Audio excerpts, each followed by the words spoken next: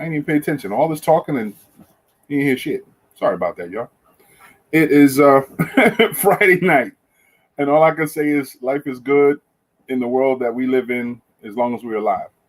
Um, so I was just touch base how in Congress is a discussion right now about the potential of a stimulus, an additional, the fourth stimulus. Let me take off my hat because hat's nice and everything, but after a while, the hot blood itself starts sweating. So I'm trying to avoid that.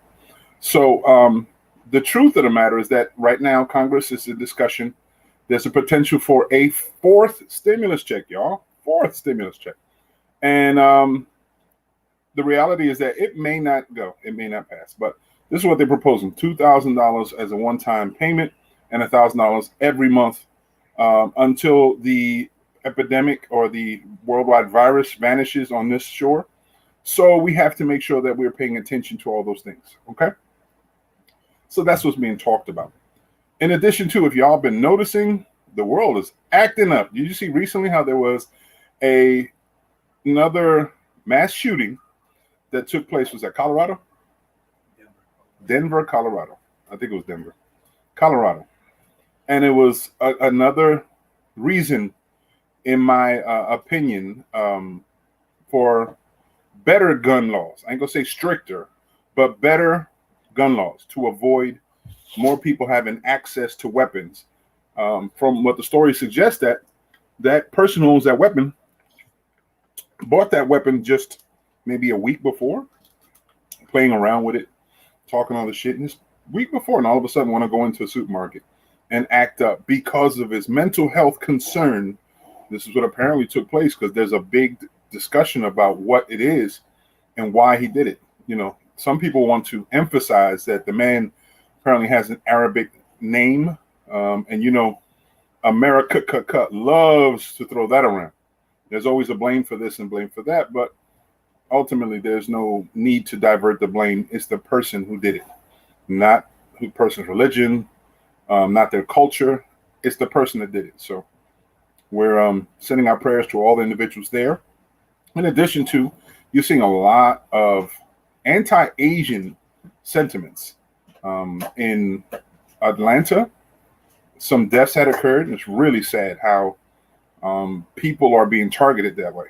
But the dilemma is, right point in time, is that during the years of oppression, the years of tragedy, when it was a racial bias against people of color, Black people specifically, the Asian population wasn't as adamant. Not all the Asian population, but just there wasn't as loud.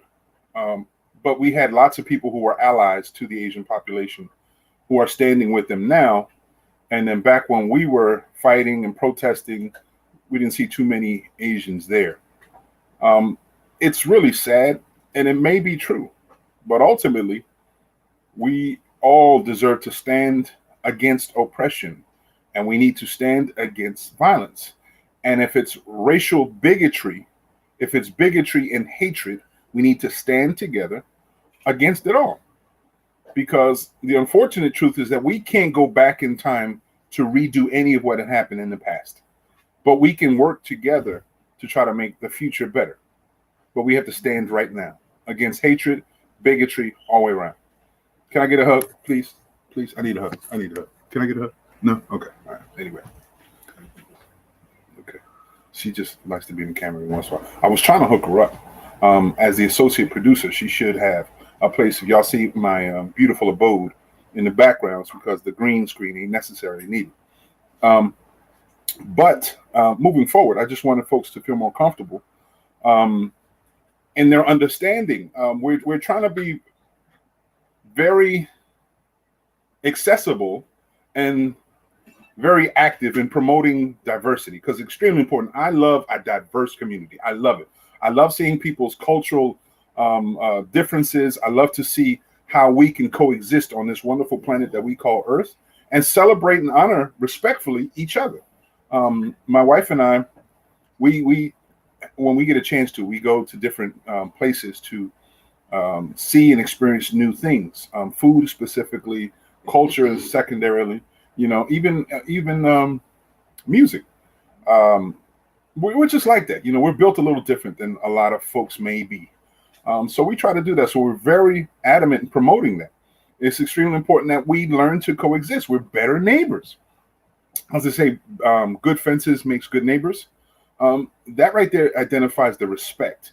And what's happening now is that we're losing respect for one another. I think the evidence of what you see in all this mass shooting and so on and so forth is the lack of respect of lives. And what I think in general, and I'm only speaking for myself, I can't speak for anybody else, is that hatred begets hatred. And the more hatred is allowed to happen and allowed to build, hatred finds its ways through the cracks and crevices of society and finds its ways in people's hearts who aren't necessarily capable of dealing with it properly. And sometimes it lives into it, becomes this cancerous entity and eats them up. Then they blow up. And then people get violent.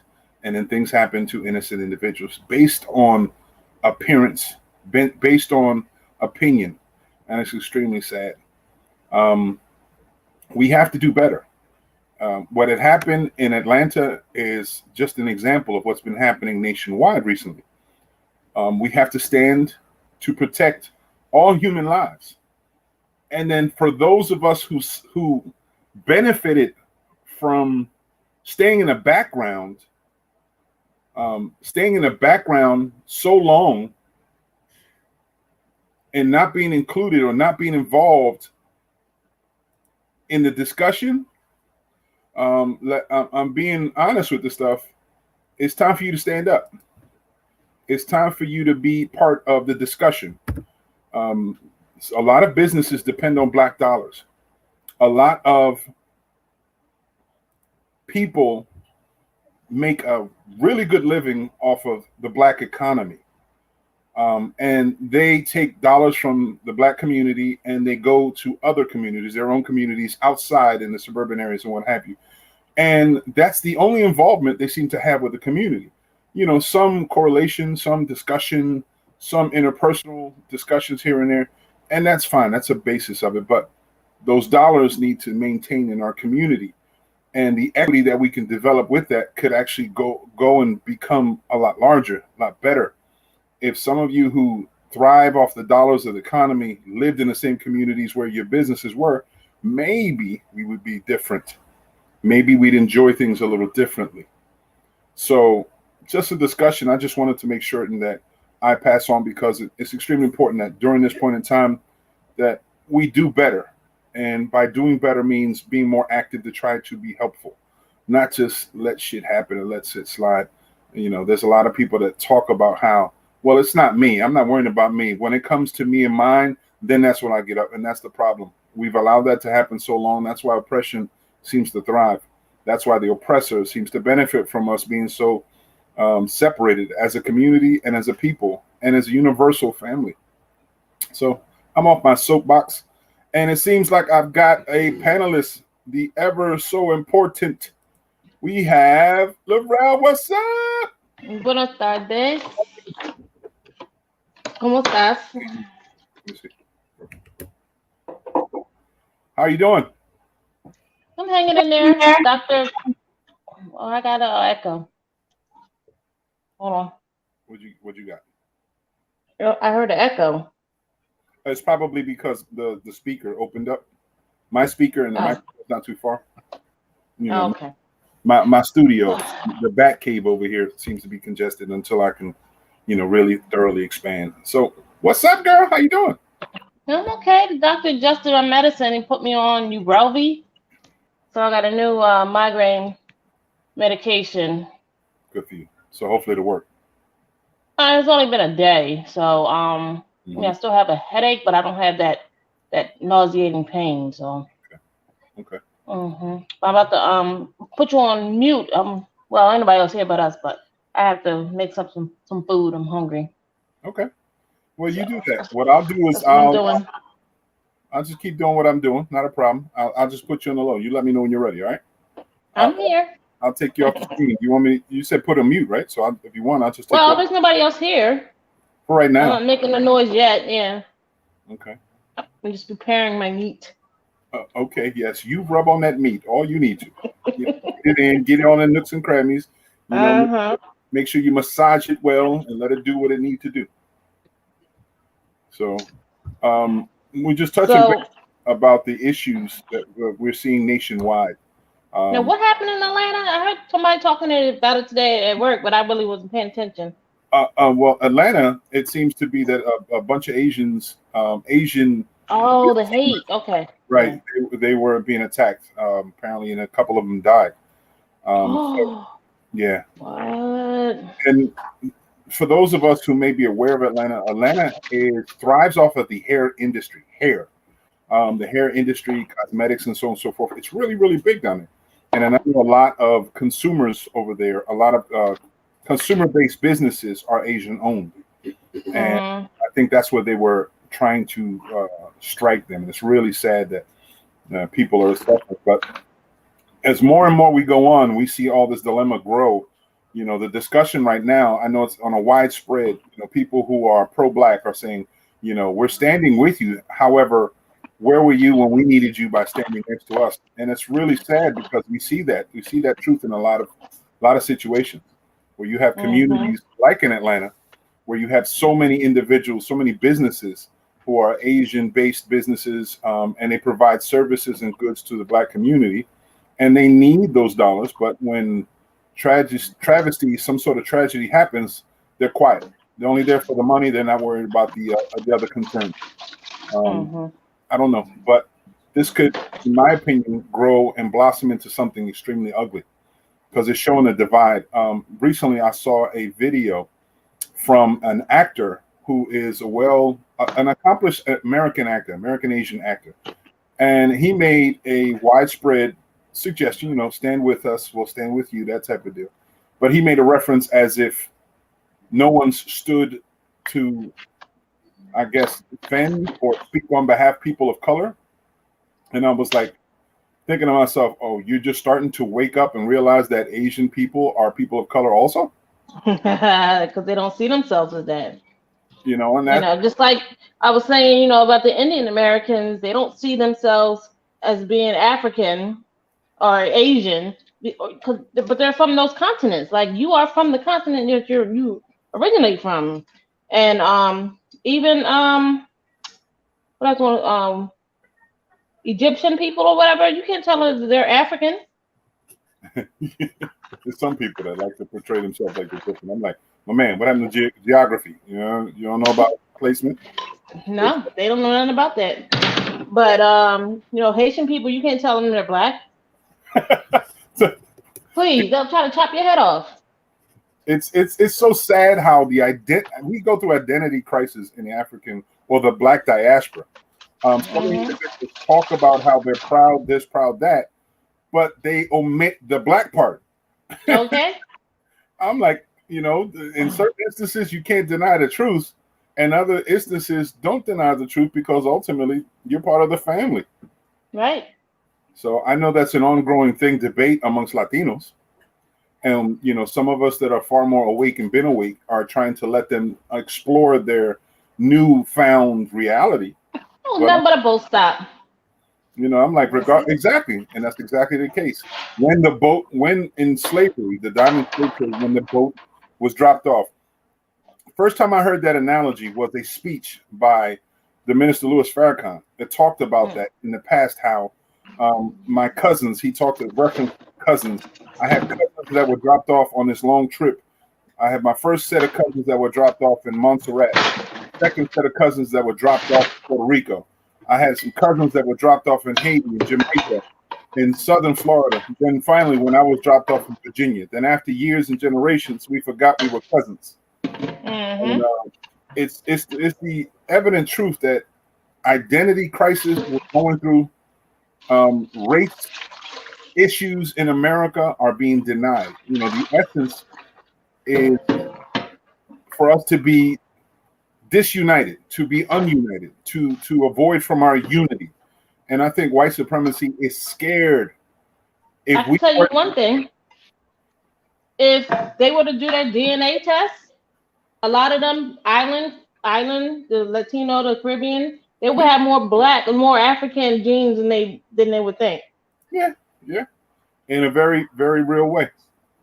Because Very I real. have trace amounts, stemming from, you know, London and England and Europe and all that. Well, Mm, yeah, because that's where those owners came from. That's where they came from, yeah, and Spain, of course. But it's just it is what it is.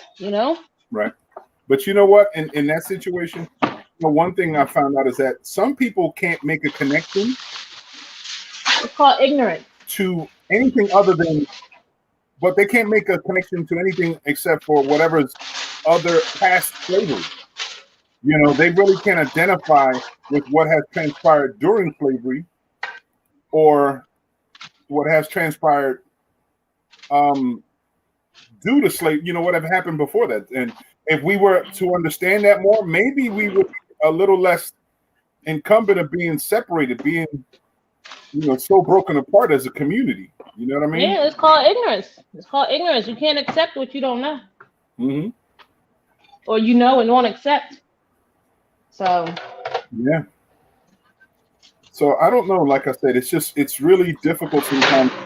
We go through this identity crisis, and it's so prevalent here in America that we've been streamlined not to be a certain type of way that it makes it easier because when we have birds of a feather flock together, and we love our only identity is what's popular.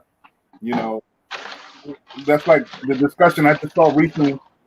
There was a discussion based on race, but it was something else. Dr. Boynton, um, he talks about economy, black dollars, what have you. Really intelligent brother. He broke it down. He was talking about his experience about WAP, the song that Cardi B had. yeah. And he was talking. He says, "I'm not hating on the sister for trying to benefit from the system because she's the product of the system. But what I have a problem is that there is a system in place that prostitutes and sells our people, our children. Doesn't give many options, and the only option that we may have is to do something like that." And I was like, and that's a popular. You know what I mean? When you look on TV, I spent the last couple of days. I don't know. I'm just going through a time warp, but I've been looking through different videos, looking at things that are considered valuable, like watches and jewelry. Trying to get some original understanding of why things are different, how things look at, and what we value.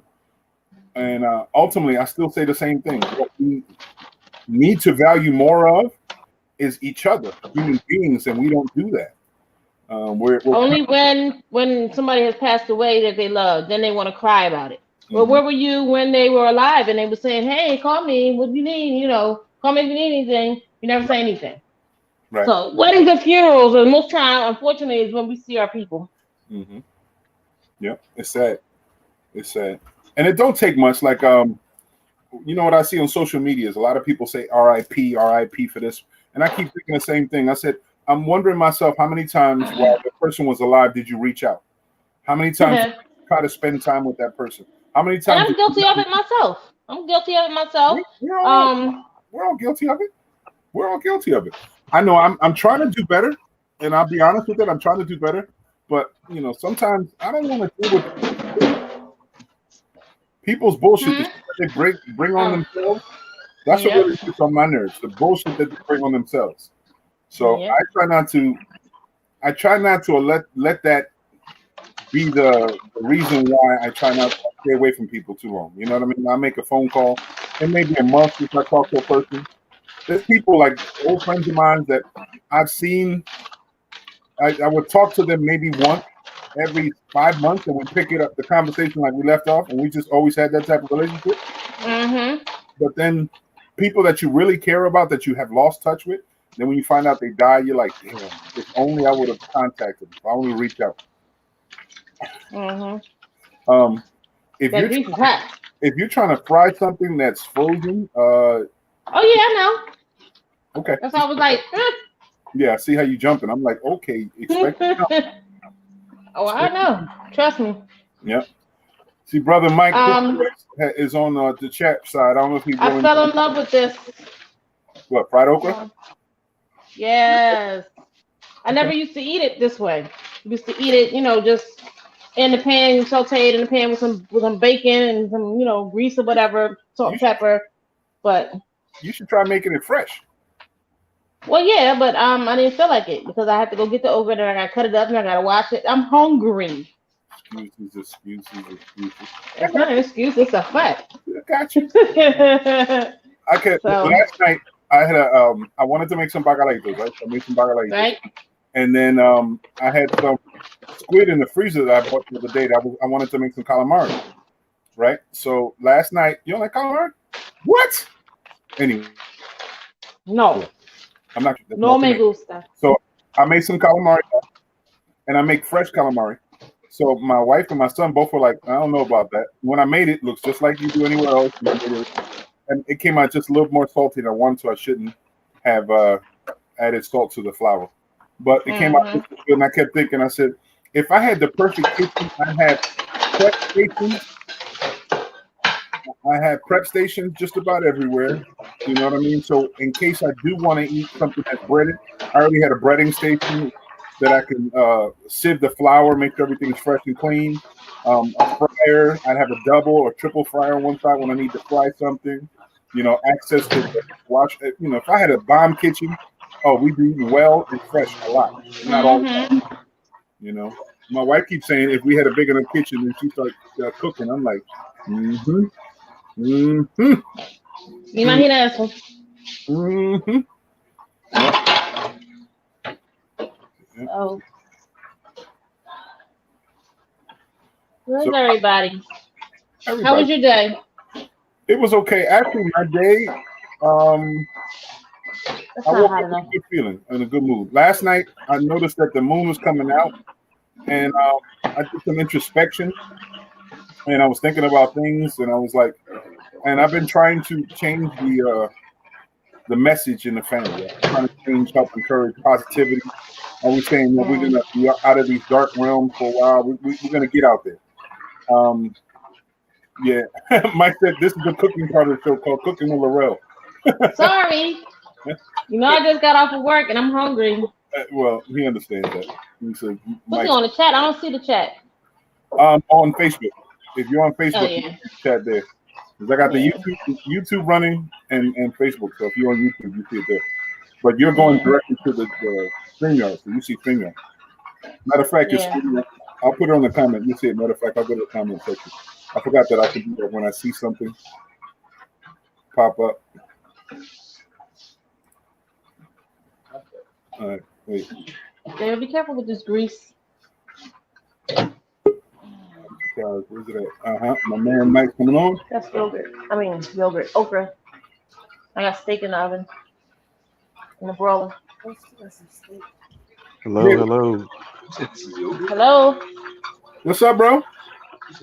Hey, I'm just, No. Mike's on there. sitting here Mike's at on his. home. Todo bien, Michael? You sound a little Mm-hmm. sad. No, it's I got my vaccine, so I'm going through the motions. Oh, are you? Oh no. Is it the second shot? Yeah. Okay. No, this Mm. is my first shot, and Oh, my first. arm, a little sore, and then it just makes you feel a little, uh, Mm-hmm. like Okra. drowsy or not That with that fried energy vegetable that you greens with usually away. are. Yeah. So I'm just trying to get back to myself, and they say it goes away in the third day. So, but other than that, Oh. I'm doing good. Okay. Well, it's good to hear, man. We're gonna keep you in prayer always, brother. We need you to be strong. Oh yeah, I'll If, be back on my feet pretty soon. yeah, Trust me. if I would have known that you were going through this potential, I would have probably made some bacalao and vianda for you. I would have sent it over for you. Oh dang, that would have been banging. You talk about bacalao, and I was like, oh my god, I haven't had some You almost made bacalaitos the in a preacher while. curse. Uh-huh. Huh? You almost made the pastor curse. He's like, oh dang. I said, dang, I didn't say nothing else. Come on now, Laura. I still kept it. Food I can can't bring the break my promise to myself. That's right. Well, I hope you feel better. I just noticed that you sound a Yeah. little, a little sad. I was like, what's the matter? Yeah, he did. No, it's that. It's actually the shot. It's part of it. Some people get different reactions. Some people makes them, like their stomach hurt or they get a headache or or whatever. But my immune system is pretty good, it's strong. It's Hmm. just you could feel like like I guess like the flu symptoms. Like I guess that's pretty Hmm. much what I feel like. The whole downer part of it, nothing else though. Yeah. The hardest part is that I had to actually do an event and I had to speak and I was feeling like this. So, but I did my best, so it was good. Okay. Yeah. Extremely important, brother. Extremely important. It's good Yeah. to see that. I just wanted to actually check we're still in the new norm, right? Because I mean I saw Larell and I said, what do we have? A cooking show today? Right, the cooking show. I Feels like said, did you see her swinging that pan? I'm like, ooh, she looked like a chef. well, we talked about that before, right? We talked about Yeah, the we did. Now we see her in action. yeah, Maybe this could be a nice segue, of introducing her own talk show and her cooking and showing us how to make some meals and stuff. yeah. Or we talked about one time in the very very beginning. I said what we can do is call each other, and one person makes like one portion of the meal, another person makes another portion of the meal, and a third person makes a third portion of the meal, and then we sit there and share a meal. I think they do the similar on the talk show. I think it's called Chat and Chew or talking. I don't know, talking chit. I don't know what it is, but it's some Oh, it's that'll something. be kind of cool. Yeah, you would imagine, right? Then all of a sudden, it'd be like, we'd be cooking, and Adrian be like, I'll bring the toast. I'll bring the That'll be something like Adrian too. yeah, I'll bring the plates. Oh, that's too much. Yeah, man. But it's good to hear your voice, brother. It's good to hear, and I say this jokingly. We talk about all the time. We talk about the virus, and we talk about the vaccines, and people take it for whatever particular reasons. We just want ultimately everyone to be healthy, man. And whatever decisions you make, brother, as long as you good, as long as you like it, we love it. And I just want you to be well. So I trust that in the next couple of days you'll be back to 100%, if not more, if not better, if it's possible, right? Yeah. Well, I better be back to 100% tomorrow because I'm heading up to Bridgeton. Okay. They have an activity up there. I So think they do it yearly. They're gonna the be home. cleaning the city. So Mhm. I'm gonna be going with some military frat brothers to help out. And just Mhm. trying to build community. It's good to network. It's good to be out and support other people as well. Absolutely. So Absolutely. yeah. So I saw that they had the whole Asian walk. Uh, Actually, the viewing yesterday at the Oh, park in Atlantic City. So that was yeah. actually something nice. Unfortunately, I was at the other event. If not, I Yeah. would have shown up. Um, but that was actually something, as you were talking, is we need to start realizing that we are a community of one. What Hmm. affects one is going to affect the other, especially when some people are feeling that their privilege and their privilege of silence actually being taken away by by the society norms and the new standards. Now everything's on video. Now everything is out in the open. You can't hide. So some people feel threatened by that, and uh, it's time for change. It's time for a new future, for a new community, um, for the betterment of society, and for the betterment of brotherhood and brotherly love. And that just we just gotta create it. It's sad that it takes an event such as that one to start actually thinking about things of unity. I don't agree with that part. Any loss of life is actually terrible, but Hmm. at least I'm glad that some people are starting to wake up and coming together. Yeah. Now, there's other topics within that, and always come up, which is actually gun control. That's not my favorite topic because that's actually a constitutional right, and I have seen too many people going down that route. And usually, it is the law-abiding citizen rights that gets affected, and later Hmm. on, we get a totalitarian or a you know, some sort of regime from the top, and then we Right. can't protect ourselves, and then we have Holocaust, as history has shown from the very beginning in different eras if you actually study it. Yeah. So And then that, then you got to go through a whole process of a revolution. You right. know, there's no need for that. I think we need to be civilized enough to understand that we do have some mental health issues out there. We need to Mhm. do better. We need to start investing in that area, recognizing early signs, you know, very early signs. Absolutely. We see social media, Mo, how that has actually helped identify some of these lone wolves that are out there that are plotting and trying to do some harm to society. So you know, it's a good discussion. I just never like it when people start trying to make reform, and especially in a state like New Jersey, which we already have one of the strongest and one of the I would say best. Even though I don't like them, but I'm just being honest and sincere. But I Mhm. think we do have some strong reforms regarding weapons and firearms and so on. So Right. Well, you you know, know what? Well, that's one thing it's a delicate issue because some people they feel all or nothing type thing. They have a tendency of feeling that someone's going to take our guns type deal, right? And I'm one to believe that gun control has to be first with the person. You know how you control it really depends on the person. What we do with the guns is something that we have to watch out for. If we're trained thoroughly, then somebody can wield the gun. But in this situation, I think the more access people have to guns, the potential for the wrong person to have guns, and that's where I think that's the level. I don't have a problem with people having guns anymore because I think right now we're in a situation where if you're not strapped up, you might be left up. mm, We have to be very conscious that whatever we do, we have to do things in a way that it doesn't promote violence, but it helps people to feel secure. You know what I mean? Like I'm I if I mean, could if I could I afford a gun, I'd have a weapon.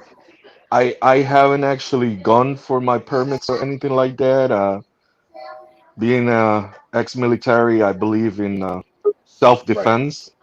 right. I know how to utilize an assault rifle, Mm-hmm. and you know, and military-grade weapons Mm-hmm. with great precision, and Mm-hmm. so many other people do as well. But what I'm trying to define is a line that, you know, a historical line, and Mm-hmm. sometimes that's what is just never taken into consideration. No. That when we make legislation, sometimes we forget what it could lead to, the you know, the slippery slope, and that's where Um, we need to be cautious, because there's a thin line, a fine line, and we just got to make sure we define the real problems. So the real right. problem that we've been seeing is self-isolated mental health persons that need assistance. So we need to start making our family members and our community members Mm-hmm. being able to identify that, so Okay. that that could actually be a pathway of helping them when they start talking about, you know, if they see them writing something, if they see them, there's early stages of recognitions of the problem. Right. Somebody's gonna say something. Somebody's gonna start talking hate about something, Right. and that was my wife. She turned on the light. She It's she understood. said, don't be in the dark. Be in the light." That's understood. Listen, I'd like to welcome in Ren. Ren just jumped on a little while ago. What's up, brother? How are you? Hey, Ren. Hey, I'm good. I always enjoy my Friday evening drive listening to you guys. So this is an interesting topic. I couldn't resist. Uh-huh. Well, but it's extremely important that we all have an opinion, and I know you're tapped in, so I want to hear yours, man. Talk to me. What's your feeling? What's in your heart? well, the honest opinion is somehow we make everything political in America. Hmm. right? Right. Whether and we talk about gun control or Hmm. violence for a few days, and then wait until next thing happens, and Right. then it happens again, and everybody's sorry, everybody pray, and then move on, and then next thing happens. It Hmm. doesn't have to be political. We have to recognize that we do have more guns than a people in America, Yes. and that can be a self awareness of gun owners. It doesn't have to be always NRA doing the lobbying or Hmm. the Republican Party or Democrat Party making a political issue. The gun Hmm. owners should have the common sense also not to make those type of weapons accessible. And I'm coming from India. My state is a vegetarian state, and we have a 1.25 billion people, and not a 10% of the guns, and we feel Hmm. safe. We're a Democrat country, so I come from the culture where I never seen a common cop holding a gun. They work with the sticks. Still, it's a discipline. It's a cultural thing, and it's just a sad thing that it, that event after event, it happens, and it sparks the conversation for 2 days, and then Hmm. everybody move on. And that doesn't happen just with the gun control. It's with everything. It's with the police brutality. It's with the racism. It's with every single thing Hmm. that we make it as a people political. Instead of finding a solution, instead of working towards a solution, everybody have an opinion and a job for somebody else to do. We as a community got to start doing something ourselves Yeah, and make a change in a small area that can Right. spread eventually the bigger area. Right. That's my opinion. yeah, but No. Ren, to your point though, there is state sovereignty. So this is a very complex topic because each state is sovereign in its own and they make their own law. So where in the state of New Jersey, a lot of the gun violence that we actually see and we know about it is if you, as we all being involved with Hmm. fellow officers, and they have told us, it's coming in legal and it's coming across the lines.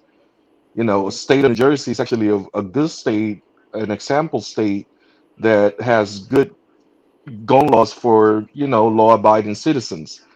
But, when it comes to the national talk, it's kind of hard to place that up on people.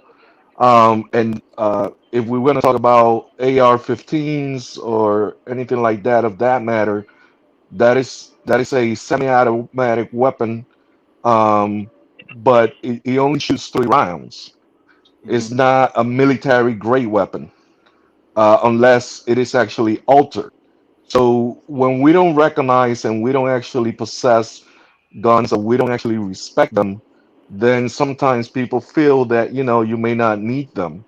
But I speak from a point of history that when a people that lives in a nation that has that type of force and that type of power, and that's why it was placed in the Constitution, then the people need to continue to have the access to that.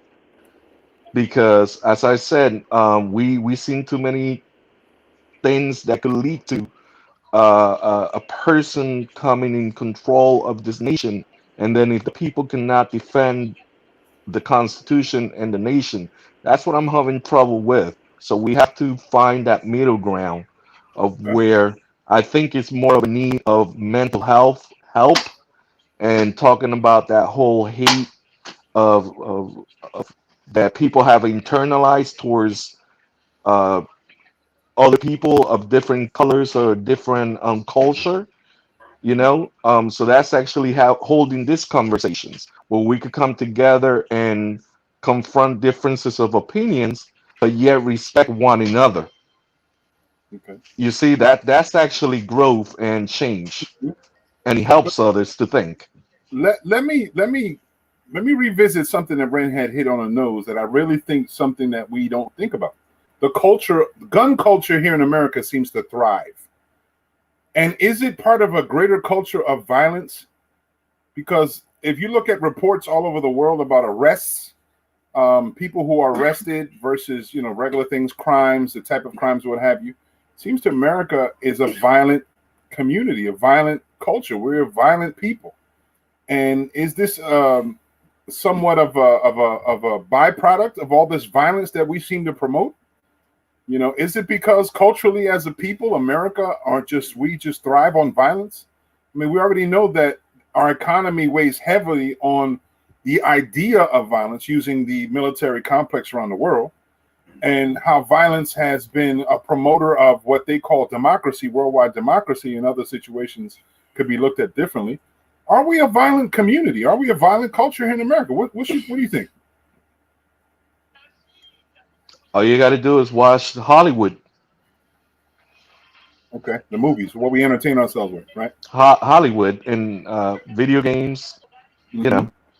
know, there's a lot of that. So I mean, I think what you fit in your mind is could lead to that. But yet, when you come actually to the statistics, there's people more dying of cancer, heart attacks, and other things that we don't converse, about. And sometimes this incidents are unfortunate, but people die of other things greater than this type of, and this is not justifying it because any kind, like I said, any kind of loss is of life is wrong.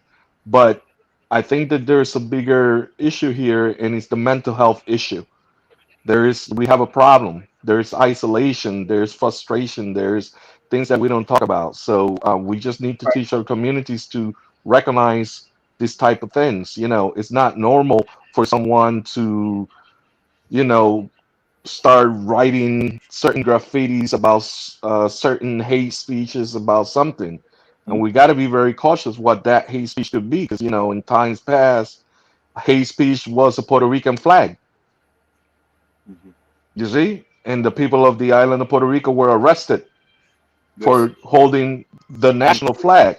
So, and true, right. it's relevant. It depends what that may be at the time. But when we're talking about this type of hate crimes, we're talking about people that intentionally are hating upon the creative being of another person. I see God in Mo, I see God in Red, I see God in Lauren, because they are created to the image, from the image of the creator. So I gotta love one another. You know what I'm saying? I So told there's I a totally agree. difference. Mike, my question is more so, and I'm with you because we share a lot of the same opinions. However, I'm not military bred, so I can understand your opinion. You know what I mean? You were into it. You served, and we thank you for your service. And the presence for the fear of tyranny still exists. We know that because we see in tyrannical behaviors now, and we have to prevent from tyranny to continue going and for it to grow and our society implode or be destructed or destroyed based on apolitical or non-political ideologies. And Right. this is what we're seeing a lot of. Um, I can't read that. Well, you talked about something before, Mel. You talk about close proximity crimes. You know, these are things that affect the communities. Right, And I understand that. But right. how do we deal with that internally first? We have to be honest with ourselves. We have to continue to do the work that we do. We have to continue to try to enlighten and never Absolutely. give up, never lose hope, to enlighten our brothers, to tell them that there's other ways, Absolutely. to create avenues that they could actually better themselves and acquire, what they need and what they want. We don't need to depend on a certain system. I mean, I'm pretty sure that there's Ren is a prime example of actually creating pathways for people coming out of, a certain field. He's Well, creating I know, technology, right. I the, know he's the working future. with solution. He's working with solutions and Yeah. solution-based theories, but I just I'm looking. don't think like what I'm saying is I actually saw an article that some of our leaders that we send to Washington are trying to create some legislation that may affect the state of New Jersey, and we already are so heavy up on the abiding law citizens. This is my concern. The abiding law citizen is Right. not the problem here. It's the person that is actually trying to purposely harm someone else, which is considered a criminal, the criminal mind. Right. How do they get there? Obviously, they have some mental health problems.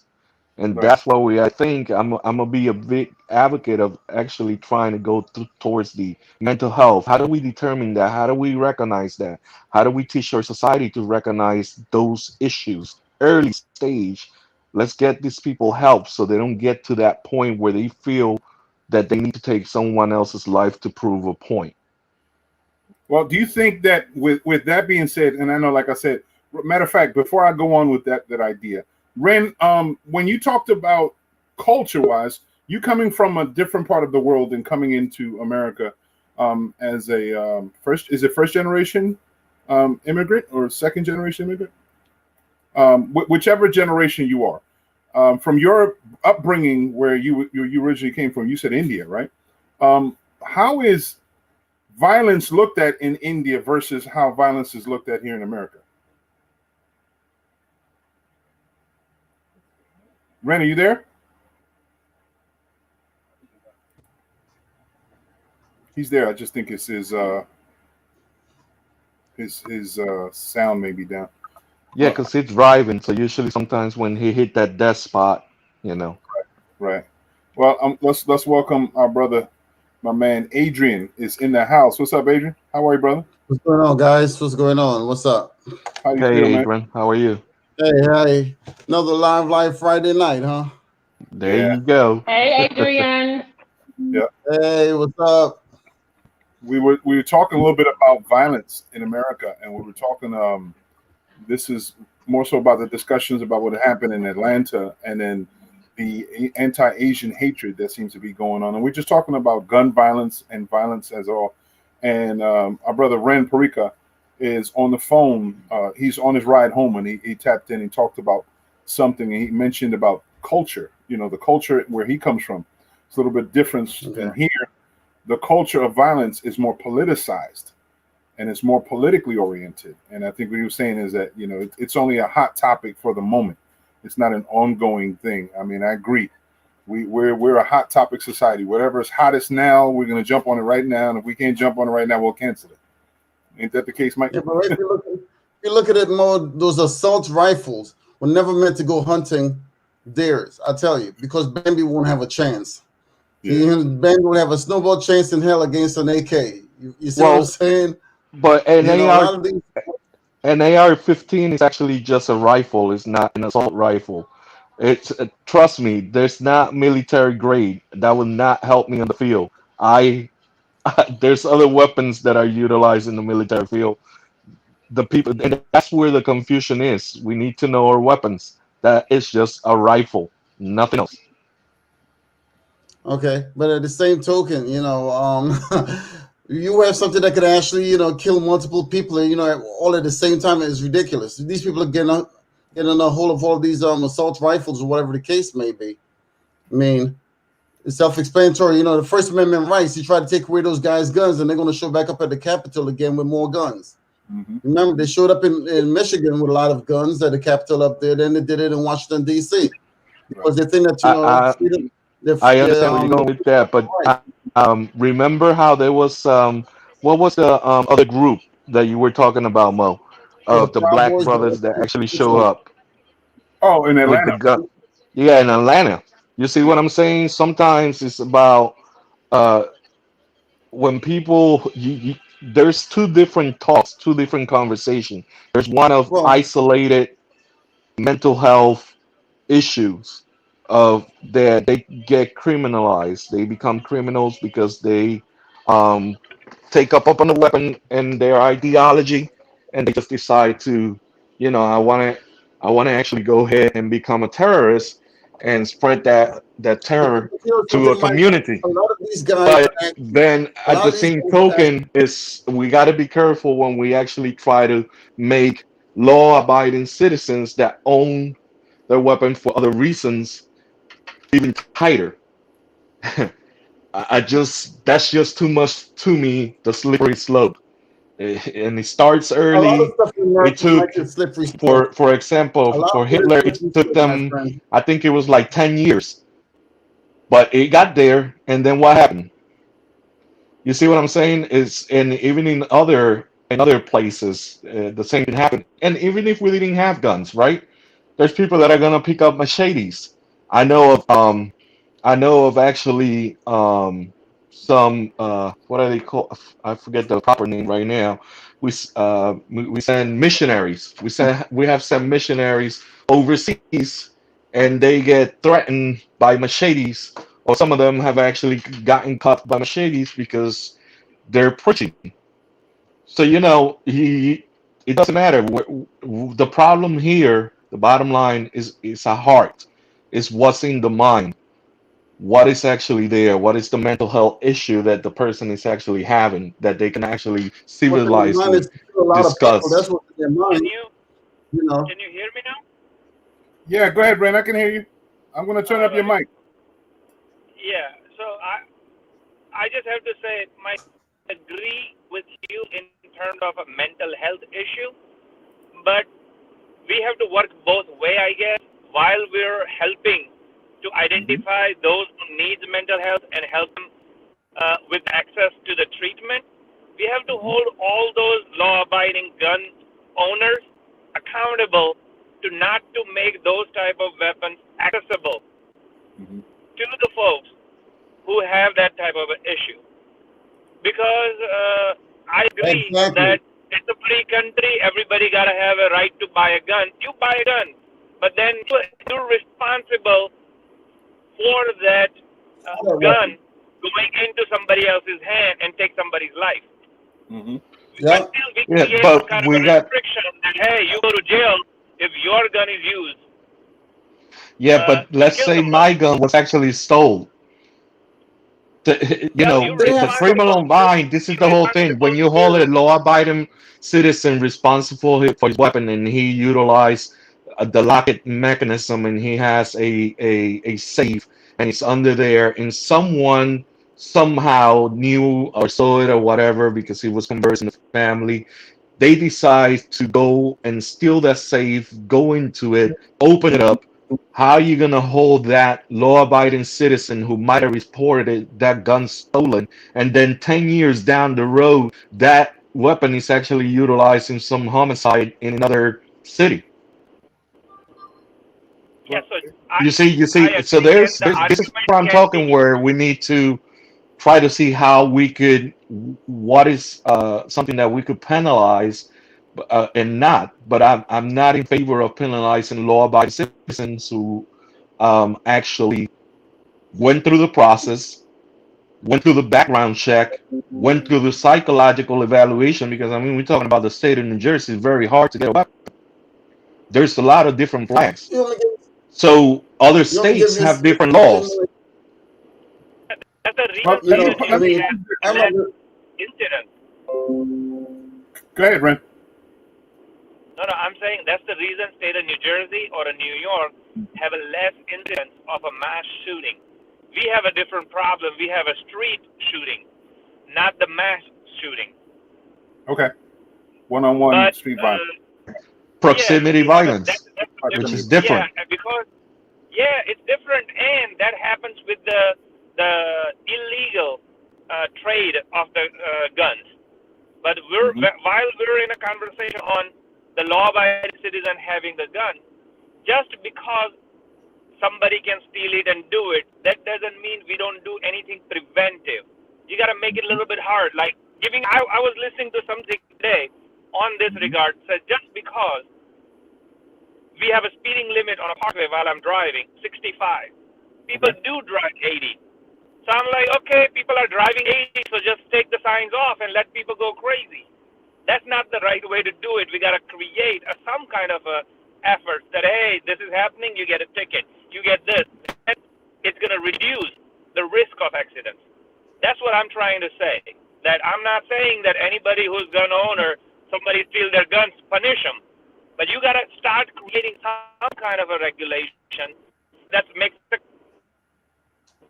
Would I be overstepping my boundaries by saying that gun owners want the liberty to have a gun, have a weapon or a gun, Acceptable for without having to be ostracized or singled out just because of their owning a gun? Ren, I'm sorry, I may have been talking at the same time that you were. Go ahead. I'm not. No, I was saying that it seems that gun owners want the freedom and liberty of being able to own a gun without being ostracized or being treated differently solely because they have a gun. And we understand that's the possibility, or that's true, and they should be able to. However, when you own something that could potentially harm others, you have to be held to a certain standard. And that standard, let's just to be the devil's advocate, that will mean that when I own a knife in my house, I am responsible for that knife. When I own a fork in my house, I am responsible for that fork. If I own a bat, I mean, these are all weapons that could actually be utilized. Just saying, if a rock is inside my property and it was stolen and utilized to hit someone else, you see, we can't do that. We can't think like that. The person that is responsible. You can't evade responsibility. Responsibility is part of growing up and being responsible for your actions or the actions thereof. It's no different from if you have a party at your house and then somebody goes drunk driving afterwards. You're responsible for that person if they get into an accident after they left your party and gets into a drunk driving accident. I agree. Why is that so different? But it's different because the act of committing a crime, it is actually plotted within the mind of a person. You see, and you cannot read the person's mind. But there are signs that could lead you to believe that there could be a potential person that could commit a crime. So I'm talking about mental health. This is where we need to actually try to recognize, is this person being isolated? That's where I'm going. But you can't hold someone responsible for. Why leave your weapons available to them one way or another? That's how Columbine. Majority of the time, they're stolen. They're taken from the safe, secure places that they've been, and so it's just those family members usually know something, and they don't get the help for those people. Unfortunately, I get what you're saying. In the last situation that happened, my friend, in Boulder, Colorado, that was a legally purchased weapon. In every mass shooting in America, they apparently were all legally purchased weapons. If you have a weapon available to you and you have a sick, distorted belief that the option should be made available so you can kill someone, then there's a problem. What method you kill really depends on what options you have. We know that anyone who is trained by hand-to-hand combat is going to look lastly to a hand weapon. They can do more damage with their hands. But we also know, like someone said earlier, when Sheila had said no one uses their fists anymore because fear have a tendency of pushing people to think that at a distance I can kill you. And I'm going to choose to kill you at a distance because when you get into my direct perimeter, then you can harm me. And I think that's the premise of what's going on today in America is fear. And that's a mental health concern also. You know, it's truly a mental health concern. The fact that a gun, I have yet to see anybody use a gun to eat food. You will kill food if you're in an atmosphere like if you live in Alaska and what have you. You have to hunt for your food. Of course, you need a weapon to go out there and hunt because that's a necessary thing. those people who choose to hunt as a sport, if that's what you choose to do, okay, fine. But if you live in a suburban area and you think it's okay to own a gun, there's a question in my mind: is why do you think? Is it because you're fearful of someone coming to your home and doing your family harm, or is it the fact that you're fearful of society imploding upon you, and you think you need an armament to protect yourself?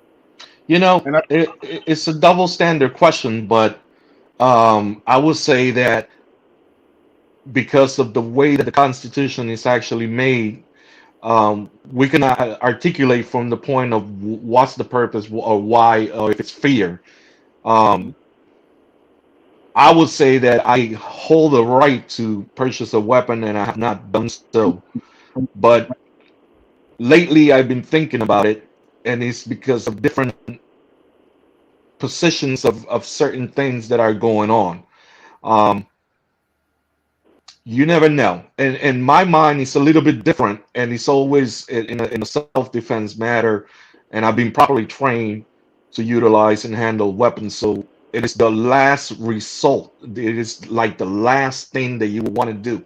right, You see, um, you're a godly man though. and, But you're and a god. everybody and even scripture it speaks about thou shalt not kill. Yet the people just don't understand what that means. It doesn't mean it doesn't mean that you should not self-protect yourself. Hmm. When you go to the literal and the historical and etymology understanding of that word itself, and Leviticus explains it even further for those that are persuaded by the Christian faith. I'm not trying to, I'm just argumenting in that point, but it's just it's very hard. Everybody has fears or whatever. I do not have a fear. I just think that there's some historical facts, and if it came down to protecting certain things, I think I will do that. But that's like I said, Okay. it's just something that we'll do as a national thing, and it's not the conversation that we're having. This law-abiding citizens that actually utilize their weapons to have mass shootings Hmm. had mental health issues. You could tell. You could Okay. tell because they go in after hate crimes that are ideologies that are so extreme. They're lone wolves. They're acting on their own uh, mind, being fed by television, being fed by so many different things, and they start isolating themselves. So I'm just going to go back to that. We have a mental health issue in the United States that we need to address. Families need to be concerned about their own family members, and if they're showing signs, they need to start telling, because there are early signs. Every single investigation has actually showed that there were early telltale signs, and they were dismissed. And because they were dismissed, it actually escalated to unfortunate loss of lives. Okay. I wanted to make sure that just in case people, whoever's watching, thanks for watching. This is the new normal, Mo Delgado. The topic of the discussion right now we're talking about is guns and gun violence. And one of the things that we're identified is something that we hear a lot in the conversation of the gun and gun violence, which is as our Second Amendment right. The Constitution says this. The Second Amendment says a well-regulated militia being necessary to the security of a free state, the right of the people to keep and bear arms shall not be infringed. That's one sentence that has been the drive for many discussions and has been interpreted in so many different ways, where the other amendments have had, we're talking about maybe 3 and 4 pages of information to be specific. This is a broad scope, and it's dangerous when we misinterpret it, I think. I agree, and it's the same thing as we talked about. And at that point in time, I think it had a lot to do with the fact that there was so much tyranny going involved. America was a tyrant community at that time when so much was happening, and they were fearful that England or the United Kingdom would come back and be another war to try to take over the Americas. There was the other nations that were looking at us on general. I mean, the discussion continued going on. However, The truth of the matter is that this is probably the one amendment that people are scared of talking about, and there's not enough people willing to have that conversation. Um, but we have a right to. The Second Amendment gives us a certain privilege, and we're not supposed to infringe on that privilege. However, some of these individuals who have infringed on that or have been a proponent of it have infringed in the lives of many by killing people. So I think there's a discussion that needs to be had, in my own opinion. I think we have to have more of a discussion on guns and gun violence. Um, We and do, and we need to compare it alongside with the proper statistics of the loss of life and many other topics that we don't seem to be talking about, but but I wish you and did. bring it alongside to it. I would. I wish you, knowing the type of spirit that you are, I wish you didn't keep falling back on the concept of data. Remember, data is mined and managed by human beings looking to promote specific items.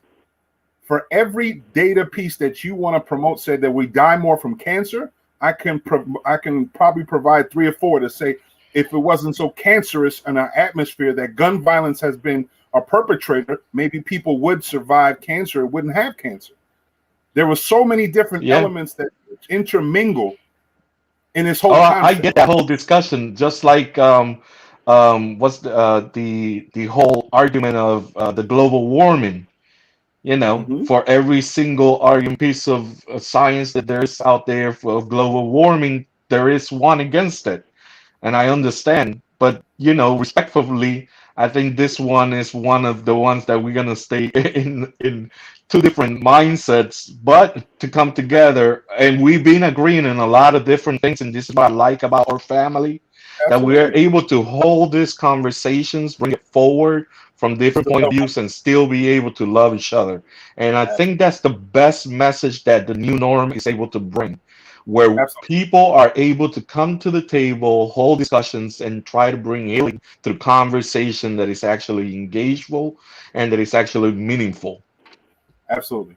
And that's why I said respectfully, and it's always a discussion about this, and it's good to have it. And just like you identified, this is just an example of how good dialogue can happen amongst people who care for one another, who really respect for one another. Because ultimately, that's what we do in the new norm. We try to be a conduit of good information, and more importantly, to give you an opportunity to speak, to inform people. There may be areas that we may not be informed about, or opinions that we don't carry initially.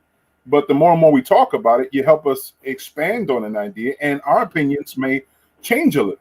And it's a helpful thing, man. I think it's a process of growth, and it's something that's necessary. So I appreciate conversation like this. Ren, I appreciate you, brother. I don't want you to be a victim of vehicular homicide, brother. So you okay there? Good.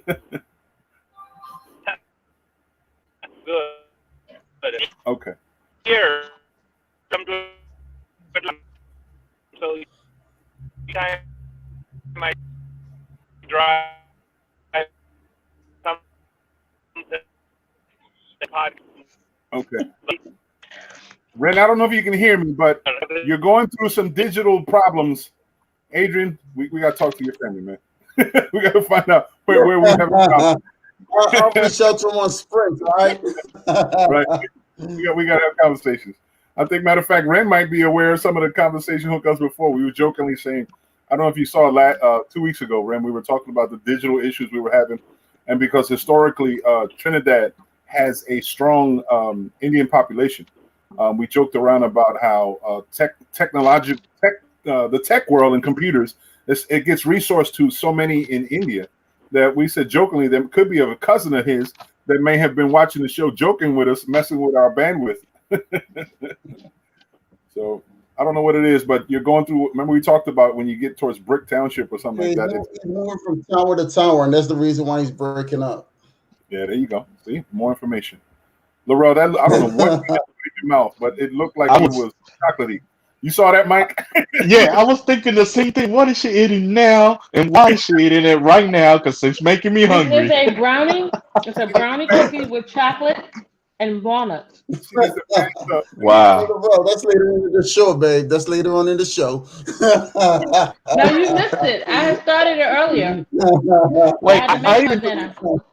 when she was That's the making next dinner, I thought hour. that we had some sponsors, some Uh, corporate sponsors and stuff like that, because she was It's showing sponsored by brands. Oreo. oh yeah, sponsors have great value, aka Walmart. It's sponsored by Oreo, the feel good cookie. That's funny. Mm-hmm. But Yeah, this is a brownie cookie with chocolate and walnuts. I'm, Thank you very much for the description. Yep, thank you. I finished my boba. My matcha latte. I don't like the I don't like the tapioca balls. It has the cover on it. She says you don't I like don't the like the tapioca balls. You don't like balls. You ain't got to have balls. You can say you don't want it. No, I don't like bubbles. I had mine without. It's regular latte. Really, I like matcha. Matcha's good things. Mo likes. I don't have to worry about balls. I told her, I said my wife don't get the tapioca balls either, so it's all good. Oh, see, my mind was somewhere else. See, and that's what Adrian was talking about. That's what later on in the show. For those that may not be aware, one of the things that we started doing is that closer to the end of the show, we start asking questions and playing a game. I have purchased quite a few games that asks questions. Wait a minute. What you talking about, Willis? I wasn't aware of this. I purchased. Oh, you wasn't with us last week, Mike. Mike, we played a bunch That's of games right. like what if? Oh, yeah, you missed it last week. Oh no! Here we go. Games, and we're not going to ask all the questions, and we're going to make sure that we don't ever ask anything that's overboard or disrespectful or overbearing. But I'm going to ask you some questions. Inappropriate. Well, I guess it depends on what time of the day and night. What's that? Inappropriate. What's that? Question, so I try to stay out of it. I'll give you the legalization of what a question really is.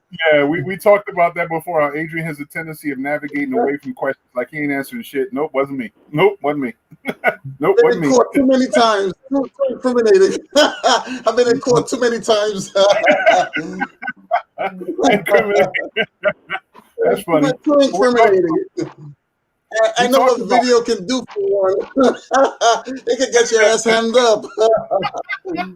But we also talked about how on the show we have a disclaimer basically saying the opinions of all the panelists are their own. They're not the show that they're not shared by the show or the components or the people of the show. However, if we may sound like we're sharing it, sometimes we do share the idea. But the show itself it's an open platform that everybody can share their own opinion.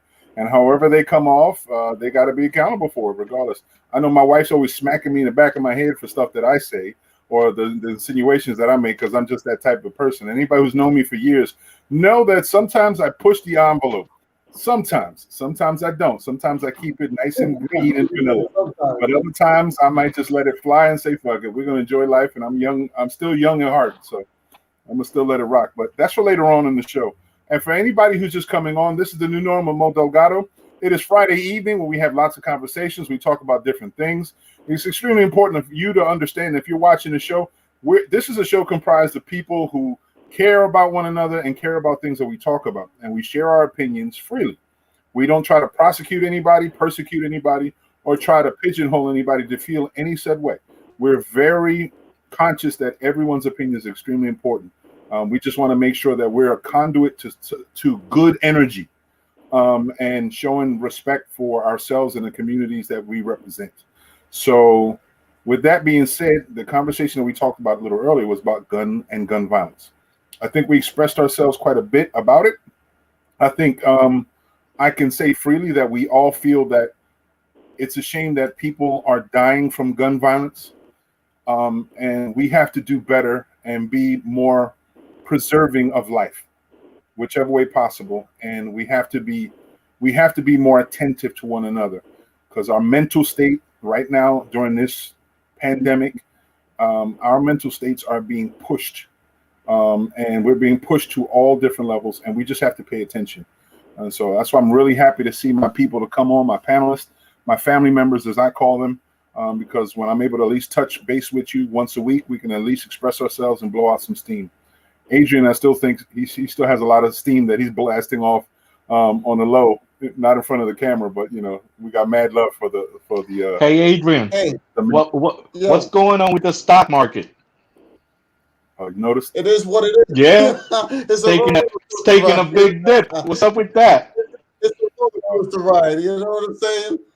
Wait, when Yeah, you talk about the stock market, do you see how Ethereum seems to be gaining momentum? yeah, Uh, it is actually gaining momentum. Cryptocurrency is Yeah, building momentum versus slowly. Bitcoin. It's big. Everything is coming back on slowly. Everything is coming back online very slowly. It's like we said, it's a reset. There's no doubt about it. Right, right. Everybody wants to rush back in and start getting everybody back in schools. This doesn't happen, in a flash. You have to gradually move everything outwards. Right now, New Jersey has the highest rate of coronavirus in the country. New Jersey. I was like blown away when I heard that. So now they're pushing out the vaccine for everyone, and that AstraZeneca one is it's on the fence in many ways. I don't believe that that's going to come into the U.S. It might be approved, but Biden said he planned on sending that to Mexico and Canada. So It's crazy. that vaccine is headed in a different direction than others. But That's crazy. around on the 29th, Pleasantville is supposed to be having a vaccine center happening from the 29th to the 10th of next month. Okay, So it's going to be in Pleasantville. cool. Hey, Mo, did you hear about that? I can't remember the pill, but apparently they're in the third stage of trials.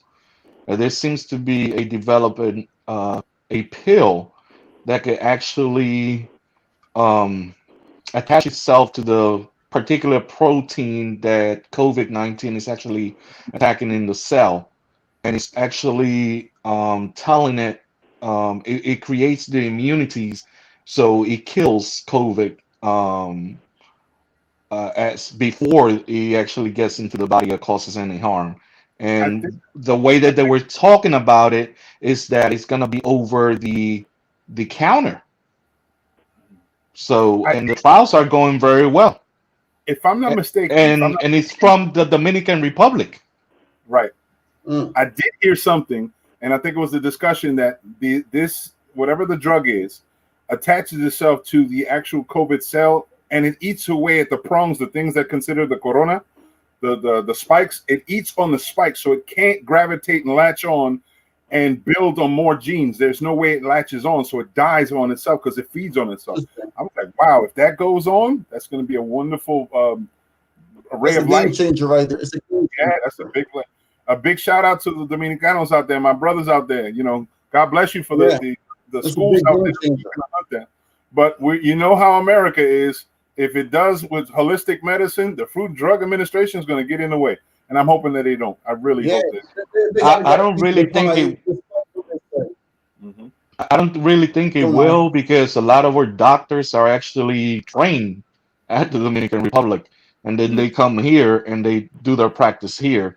So I think there's real good relations. I'm just in the side of being hopeful for that advancement. That's, and Yep, comes I'm, from, I'm, yeah, cross, like your finger crossed. I'm Everything crossing goes everything. well.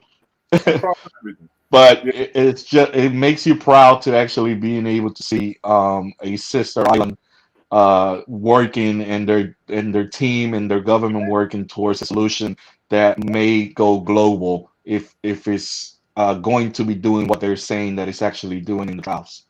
I'm a firm believer, man. If it's man-made, it can be mad. A solution can be made by man also, if it hasn't already been made. So I'm looking forward to it, bro. Because let me tell you, I think everybody is exhausted by the penalties of this pandemic. The need to have masks all the time has created ancillary issues. You know how people have a mask and they're breathing, they're having breathing difficulties because they're breathing carbon dioxide in a little bit more. Some people with chronic halitosis, they don't smell themselves until they got their mask on, and then the interactions with other people, it's crazy. But the mask is exposing some of the weaknesses that we have as society, man. And outside of just the interpersonal, we go into stores all the time, And every time I see young people and they're not wearing masks, I'm getting on them. I'm like, yo, put that mask on, man. Somebody's worried about you and you're like, put that mask on. It's the older people that I look at them as like, you're trying to kill yourself. You're trying to die. Because we don't know what's going on in there. You can't see it. You don't know where it is. It could be sitting on the counter. You're waiting to get them lottery tickets. And the minute you put your hand on that counter, boom, you got it. You know, I unfortunately got out. Well, I ain't gonna say unfortunately. We've been blessed not to be subjected to it. You know what I mean? And I'm very thankful, but I'm very cautious that at any time shit can change, man. We're always got to be around people. We got to go in the stores. Some of us, you know, we see each other in the stores here and there, especially like Walmart. I'm a repeat offender at Walmart. But you don't know what kind of stuff is this. So, but you have to, like we always talk about, you have to still make sure that you're promoting good health. You know, your own immune system. You got to keep promoting that. And for those who are not aware, your immune system is focused around your intestines, the small parts of your intestines. So if you're not pooping well, you are making yourself more volatile. If you're not eating good live things and you're just digesting a bunch of death and processed food and stuff that tastes good, made of color that's really not even real, then you're putting yourself more in a in a higher level of volatility, man. You gotta treat your body better, man. And I say this to myself all the time. I've been saying this to my wife. I think I'm gonna try to be a vegetarian soon to get close to it. But Marcias called me from a distance. Chuleta called wait. Did you say I was gonna say, I was to get close to it? Is that what I just heard? How do you try to be a vegetarian to get close to it? Please explain that to It me. just happened in our culture. Come on now. You always gonna go to a barbecue and they have that chuleta, that pork, something. You're gonna try to be a vegetarian, but you get close to that rib, right? You have to go to a vegetarian cookout. Vegetarians don't have cookouts. In the summer, You don't have cookout? I haven't seen one yet. You gonna Be like, eat grilled corn? Veggie burgers. I mean, veggie burgers, you know, is Grilled asparagus? A lot of salads and things of that nature. You know, a lot of lettuce and greenery. Peppers. I have quite a lot. I think I am the biggest advocate of vegetables in my family. I love vegetables, all kinds of vegetables. It's just the reality is that I've been in my genes. I've been eating meat for so long that it's gonna take a lot from me to not eat it. Because, you know, if I walk by bacon and it's sizzling, you hear crackling, that smell, it's calling. If like the steak I just made. You need a little slather of steak to feel good. You know, I'm a carnivore, man. My DNA is a big carnivore. But I love vegetables, and I think I need more of them. But I was telling to my neighbor, I wish we had a better source of vegetables. Oh man, see, you need to add more butter. Yeah, I don't see enough butter. Yeah, look at that's one thing, and that's not a vegetable either. Add some water to it. Kind of on the dry side. If we had a better source, like we would On the dry side, you bugging. Garden. Some water when you go back there, bro. Like a challenge. Who's gonna make the biggest slab, Adrian or Laurel? Let's see what kind of challenge that sounds like. You're the biggest slab of what, Mo? Right. But my neighbor and I were just talking about whether I'm a juicer or not. Have I ever been a juicer? And for a while there, for about 8 months, my wife and I and my son were juicing. And it did a serious job on me. I mean, it really worked in my benefit. My energy levels were high and everything. But the only downfall is that it's expensive because vegetables are more expensive than should be. And then getting good quality vegetables is kind of hard to do in this area. And then because juice, it breaks down. Vegetables and everything breaks down after a certain amount of hours. So to promote life and get the best benefit of juice, you should never keep it longer than 24 hours. At the most, 48 hours, because at that point in time, it starts decaying. Bacteria changes everything. It really harms the body more than it helps the body. So, you know, I had to make juice more frequently, more often, and I couldn't make larger amounts and do grab and go. You know, grab and go. Now, if you can do it, you make juices per serving. And if you can do that, but it takes a lot more than I could at that time. But I still got a masticator. It's called a masticator, the type of juicer I have. I had to order it from the UK. It was a heavy duty one. It's a no joke juicer. I mean, I was juicing all kinds of shit, things I couldn't think. I thought I could get juice out of, and I was getting it. It was wonderful. Yeah, I like beets, carrots, ginger, sweet potato. Beets, sweet potatoes. When you Beets? juice, you notice that it leaves a certain coating. That's the only thing I Yeah, didn't like. but you put an orange in there. Either orange or lemon, I had ginger, carrot, ginger, orange, sweet potato, beets. lemongrass. I did all that stuff. I was juicing like crazy, all kinds of stuff. But my favorite, I was green juicing and red juicing, and Yeah. each one would cycle it, and lots of fruit. I had tons of apples. I found out about the variations of apples, the different kinds of fruits, the grapes, the papyrus. I was using not papyrus. I don't like papaya. Papyrus. I don't like papaya. I was trying to add avocados. Watermelon. I love those. Have you ever had those crimson grapes? The crimson grapes. Mm-hmm. Yep. You ever Those are tried like the cotton candy totally grapes? seedless ones. Yes. No. No, these are Cotton grape candy grapes. Yeah, they're grape Cotton grapes. candy grapes. They call cotton These are candy grape grapes. grapes. You know, they call them crimson grapes. They're one that's pretty seedless, but they're pretty huge. You know, and it's really good too. I normally visit Mazio over there. I think they're the ones that you get them from Morocco. They're like huge grapes, huge. Yeah, they're big grapes. They're seedless. Yeah. Grapes. It's just hard to find them when you get them. Mm-hmm. You can choose. You can add like 2 or 3, and good. You're basically done with your liquid intake. It really gets you going there. Mm-hmm. I visit Mazio there in Northfield a lot and pick that up. I'm working on like a publication right now with like 50 different types of smoothies that you can actually make. And so that'll be coming out right soon also. That's the benefit of living in an immediate area that way. We my wife and I, somebody was trying to encourage us because we were like avid juicers, like start a little business to do juicing.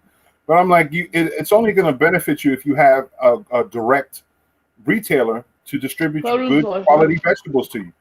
Fruits and vegetables on a regular basis. Say if you had a grocer right next to you that you can get it, then you can do something like that, man. Because trust me, I would do it every day. You go to Produce Junction and get it. Did you hit that store right there? Right there in Albany Avenue, after the bridge, by the car wash. Is that what it's called, Santucci? I know they do pretty. They got some pretty good prices for their vegetables.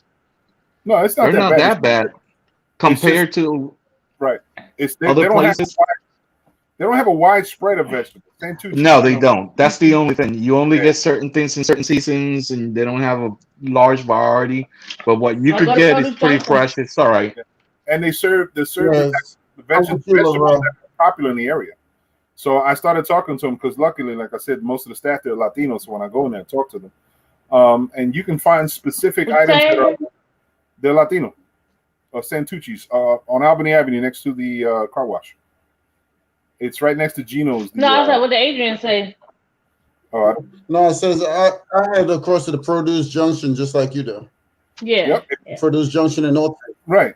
That was a spot that I never went to, only because of just how I was getting my vegetables. I would buy them in bulk, and I would just do it. I just never went over there. And when I did go, matter of fact, I did go over there one time, and I was looking for a specific type of green. It was a different type of kale, and it was something that was rare. I couldn't find it. I wanted to taste this type of kale.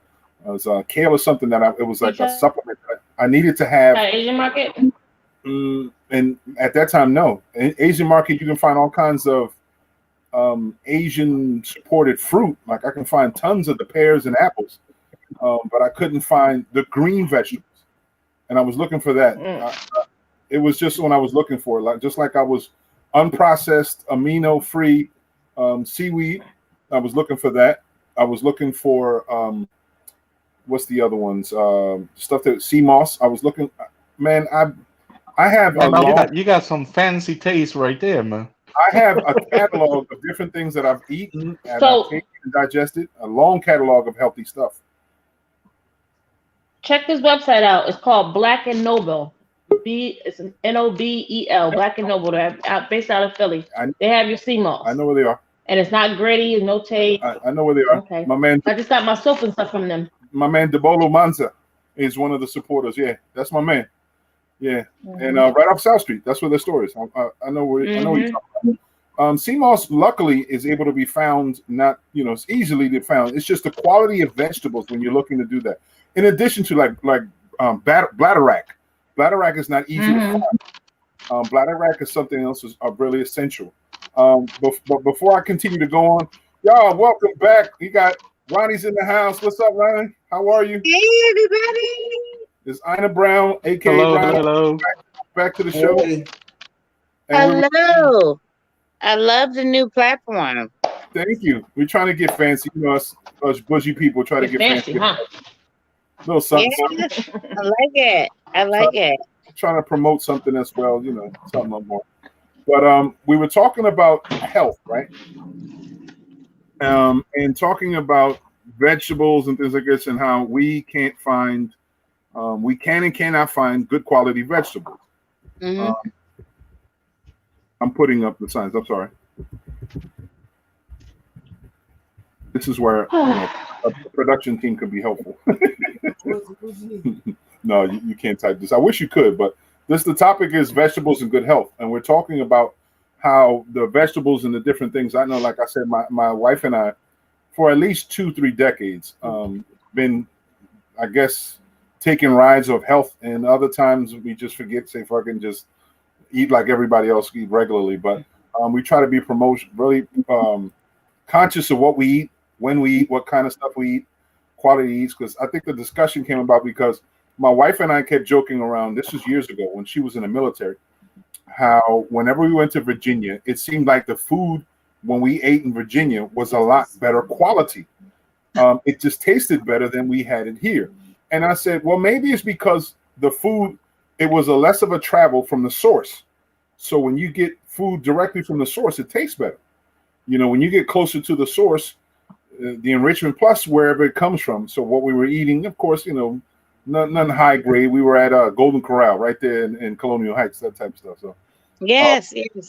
So we just had that conversation ongoing. Then we stumbled onto juicing, and we were talking about different things, and we would try all kinds of stuff and finding out some of the elements of fruits and vegetables. Like just recently, I'm finding out about pineapple. There's an element about pineapple that kind of took me back of me. You have to be very careful to have pineapple on your skin too long. It starts to eat your skin. It eats protein. I was like, we drink pineapple juice so much, and we think it's okay, and it's a very helpful thing when you're trying to clear your lungs of mucus. Mm-hmm. And I saw not long ago, I think about 2 years ago, I saw how people. I'm allergic to it. I can't even drink it. I can't eat it. No, okay. I saw how people were using pineapple to soften their meat. They would leave it overnight and it would soften it.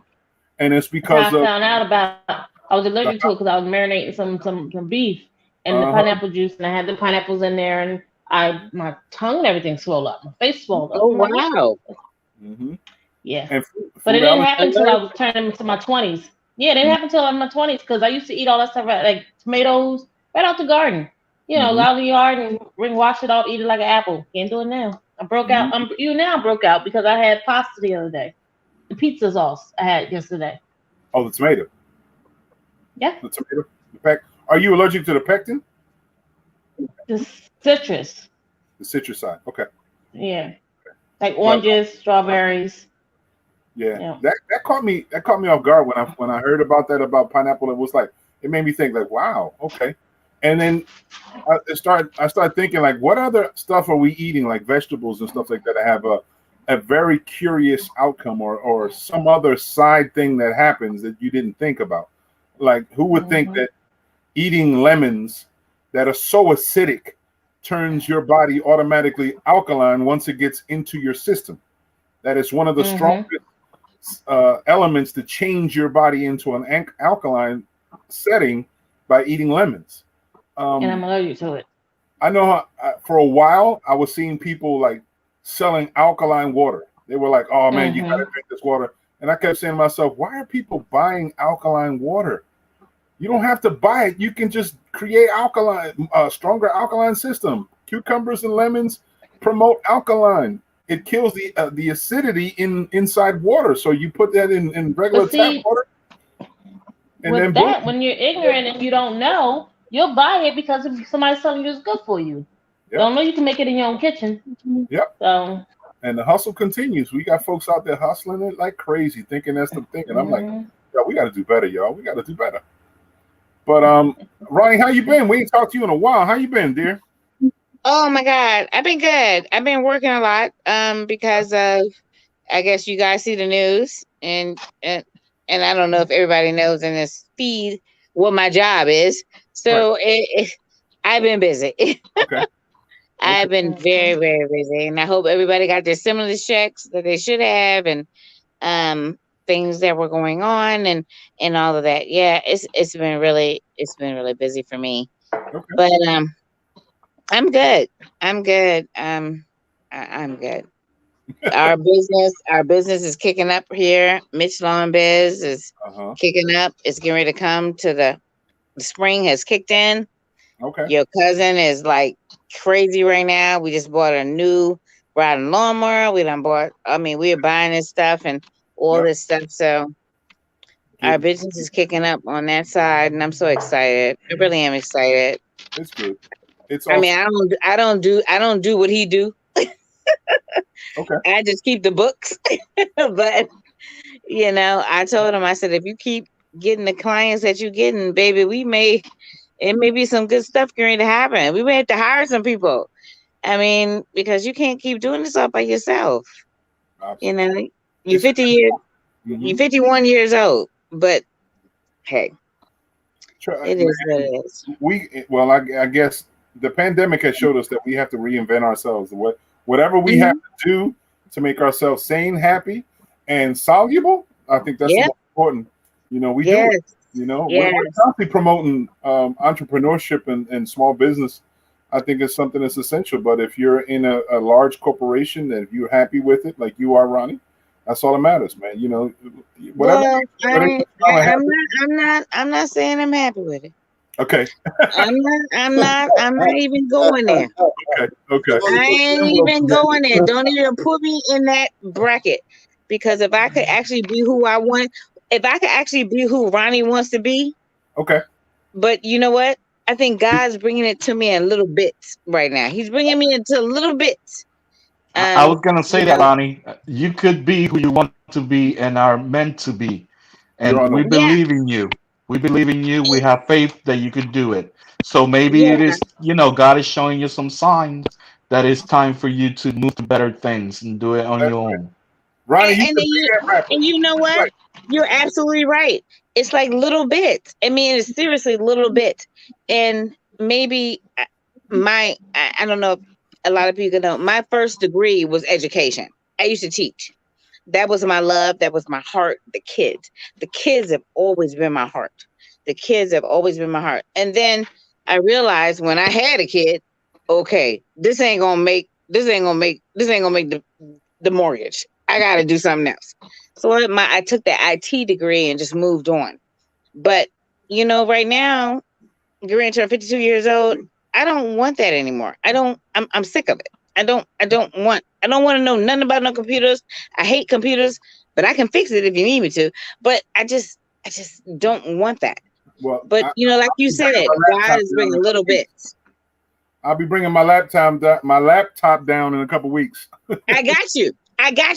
It's not a problem. I got all these families' laptops. I got you. And it's not a problem. I love doing it for family. Okay. I love doing it for family. But I'm not going to just do it just to be doing it, right? It's my job. Oh, you need to do this. No, I don't want to do that. But, I have a third grader here in the house every day with me, my daughter's goddaughter. And now, Mo, Lisa reached out to me. I have reached out to the family and told them, if the kids need help in school, I'm working from home. I know you guys are working outside the house. Mm-hmm. It's hard. It's hard. It's hard working virtually. It's hard. It's very, very hard. And I know it firsthand because I got a third grader in here who told me herself out of her mouth, Gigi, if I have to go back to school, I'm going to be confused. Because she said, you have taught me so much. She has nothing but A's and B's. Mm-hmm. Nothing but A's and B's right now. Because, you know, the education kicked in. And so Lisa came to me just the other day. Zion and Joshua, Mo. Zion and Joshua. Okay. I'm going to start tutoring them every 2 days out the week. Every 2 days out the week. Because she's a nurse. She's a nurse. She's out here on the front line. She can't do it. She can't do it all. Wow. She can't. She's out here on the front line. So, you know, I just think, and James told me, he said, well, maybe this is our calling. My business and you just staying at home teaching kids. Maybe that's what it's supposed to be. Mm-hmm. And I said, maybe it is. Maybe it is. But that's what makes you a superstar. But we'll figure it out. We'll figure it out. But I've been missing you guys because I've been working on Friday nights and everything. But I've been missing y'all. And I said, I'm coming in tonight, sitting on my front porch because it's 82. It was 82 degrees today here in Virginia. It wasn't that hot here, but we're really helpful. We appreciate the warmth. And I'm looking forward to 80+ temperatures. Hold up, Mo. In Pleasantville was 80. It was 83 in Pleasantville. Oh, was today? Mm. And maybe it was cooler in Night City, but Pleasantville was up there. Was it 83 degrees at the bank?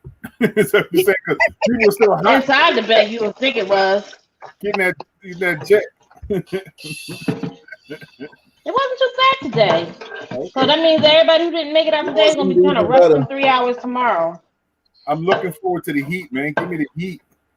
I love this. I can turn my heat off.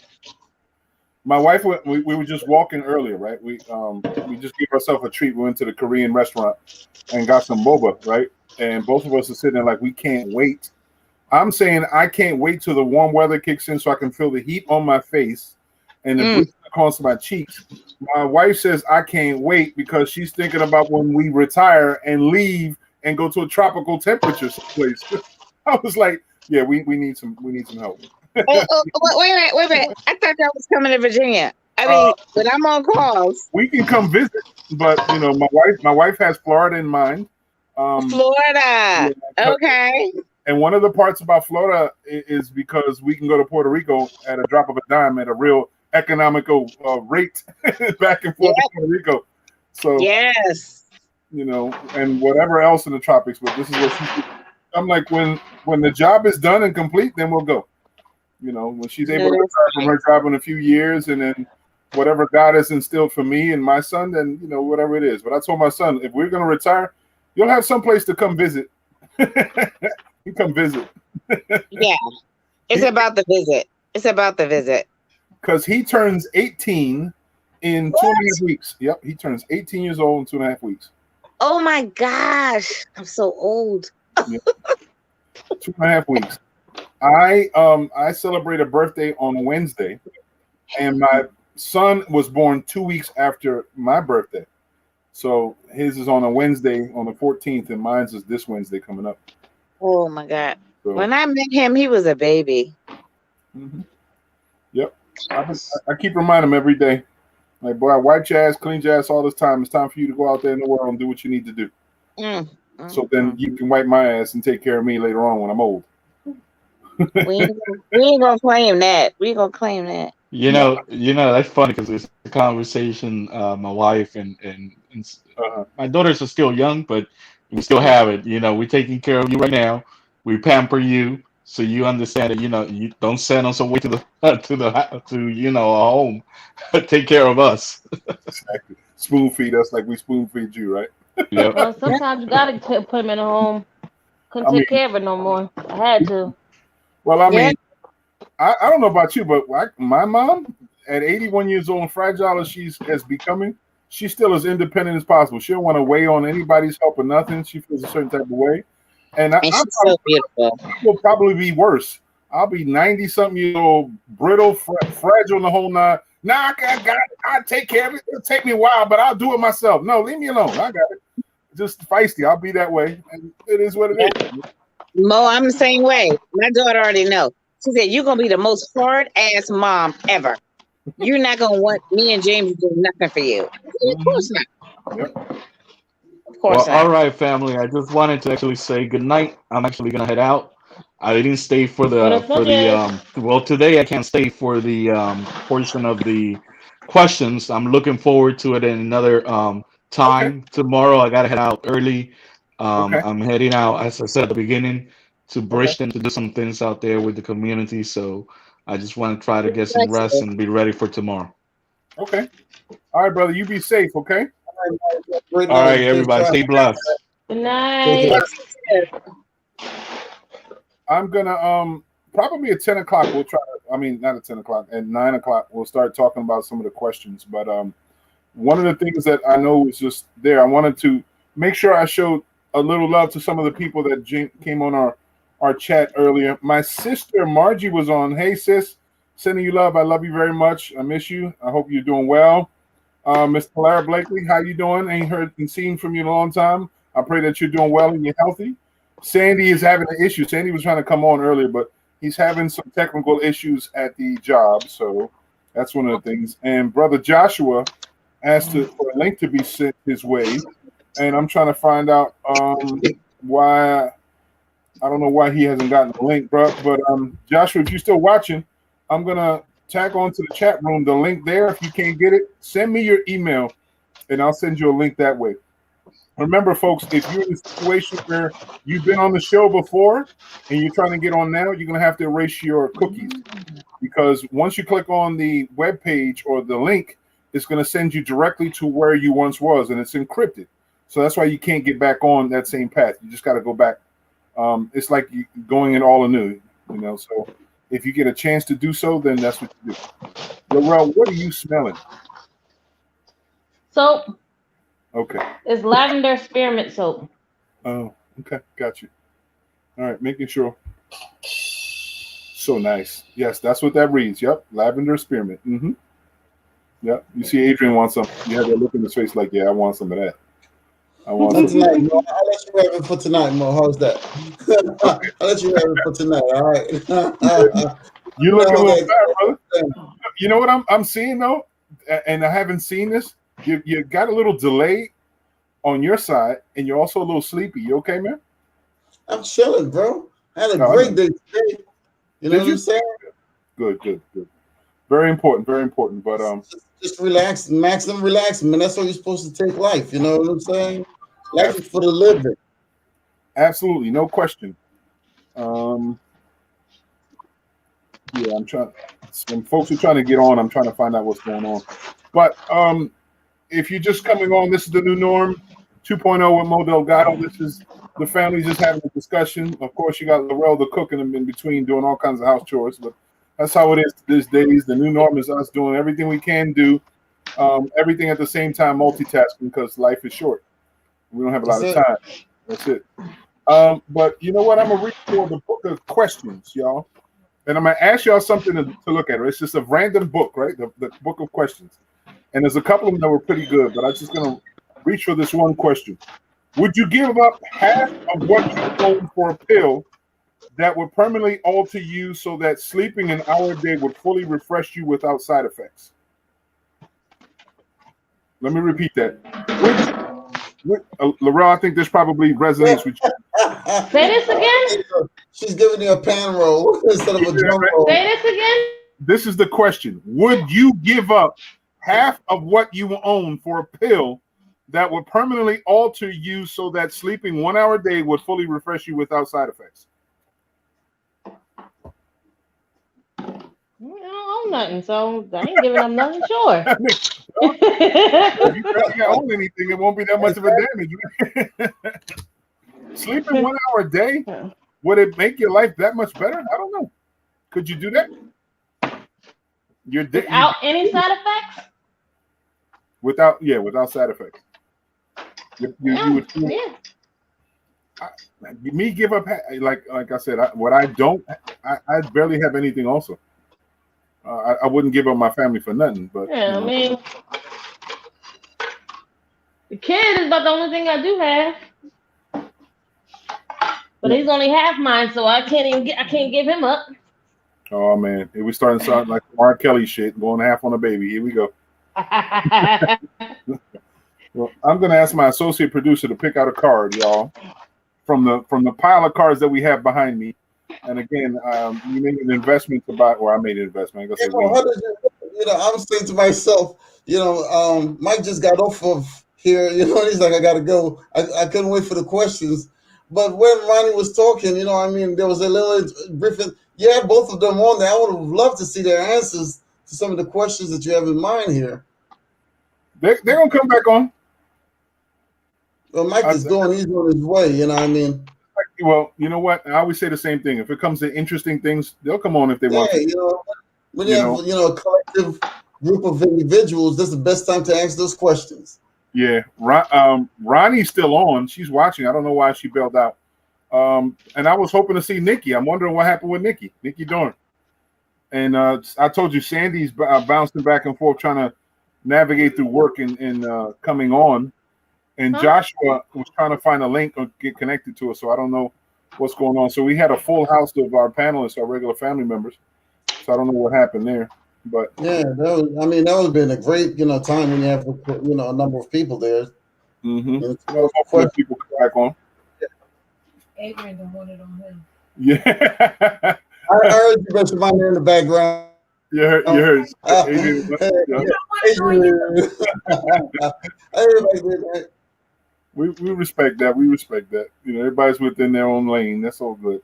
But as I navigate this way, it was probably this comes from the deck. I bought a deck called I should have known that. It's the stuff. It's just hypotheticals. I think Ren probably could have answered this. What's the capital of India? Do you know what the capital of India? No. I mean, I have followed these things in many years, man. You're taking me back. You know what I'm saying? You take me back to a lot of geography back in the day. I'm gonna ask you something that's gonna rack your brain. Then I'm gonna ask you one that's gonna rack your brain. What color is at the utmost part of a rainbow? The rainbow. It's not red. The utmost part of the rainbow. It is red. It's not. Yes, I thought. It is red. Okay. Roy G. Bibb, right? Yeah. Gotcha. All right. And the capital of India is New Delhi. New Delhi. I was trying to say Mumbai, but I'm right. Who was the first prime minister of India, Mo? First prime minister? Female prime minister of India. Not Indira Gandhi. Was it? No, it wasn't. No, I would say Gandhi. I don't know. TikTok. I don't know. Female? I know. Yeah, female prime minister of India. When India was independent or still under the United Kingdom? I didn't know that was allowed. The first elected female prime minister of India. I don't know. Who was it? I didn't know that was allowed. Yeah. Who was it? You had it. Indira Gandhi. Indira Gandhi was the first one? I said Gandhi. Yeah. Indira I said Gandhi. Indira Gandhi, his wife. Indira Gandhi. Yeah. She left him. I didn't hear you well, so you may have said it. Mm-hmm. I did. This is the question for what's the main objective of the Swiss Guard? Of the what? Of the Swiss Guard. What's the main Swiss objective? Guard. The Swiss Guard. What's the main objective of the Swiss Guard? Protect the borders? I don't know. You know the Swiss Guard is, right? A military group. The military in Switzerland, right? No. No? I don't know. Oddly enough, Swiss Guard is the military branch inside the Vatican, protecting the Vatican. Or protecting the Pope. Right. Oh, so it's not to protect the pool, the water? The pool. Water. No, they protect the baptism the Pope. pool. Huh? They're pretty much the armed services for the Pope. Wherever it goes, just like the Secret Service for the president, they actually do it for the Pope. Yep. Some crazy shit behind it. My man Ren's about to pop up. He's got some answers. He was going to answer. There you go. No, I just got home. Glad that you're home safe, brother. We asked the question a few minutes ago about if people knew. Okay.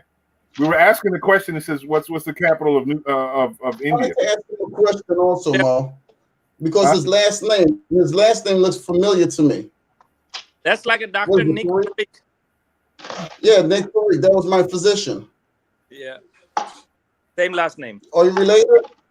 No. Common okay, no relation. But he's common last name. Yeah, that was my physician. He was my physician for a long time. Yeah, nice guy. Is your name a regional name also? Because I heard that you have names like Kumar. Yes. You have Patel. Mine is are regional, or they're served by like one upper class, lower class considered. Is Parikh a regional name too? Yeah, Parikh it's a Parikh. It's a original last name. Oh, but it is. Okay. First name is Dhiren Kumar. Oh, okay. So when I started working as a cashier in a showboat, it wouldn't fit on my name tag. It doesn't fit on my driving license. It's a DHIRENKUMAR. Right. But it's only fit DHIRENKUM. So we had a Miss Nancy. She taught me English. She was a cashier supervisor. So she says, make it easy. I don't want to go through the whole name pronouncing. So she named Ren. That's how I got named Ren. Oh, okay. IREN. So she's right. Okay. All right, cool. That's we thank you for the origin.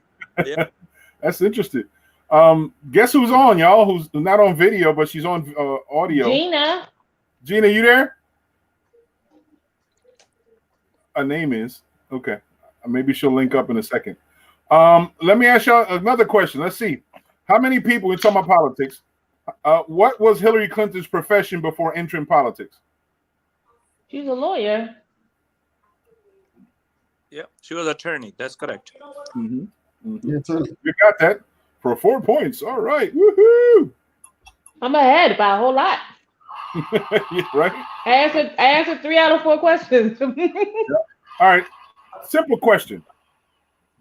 Does a person's pupil get larger or smaller in brighter light? Smaller. Smaller. Yep. It's like a shutter in a camera.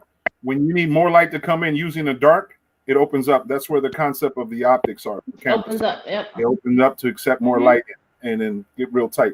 Do you guys know that blue eyes manage light better than people with darker eyes?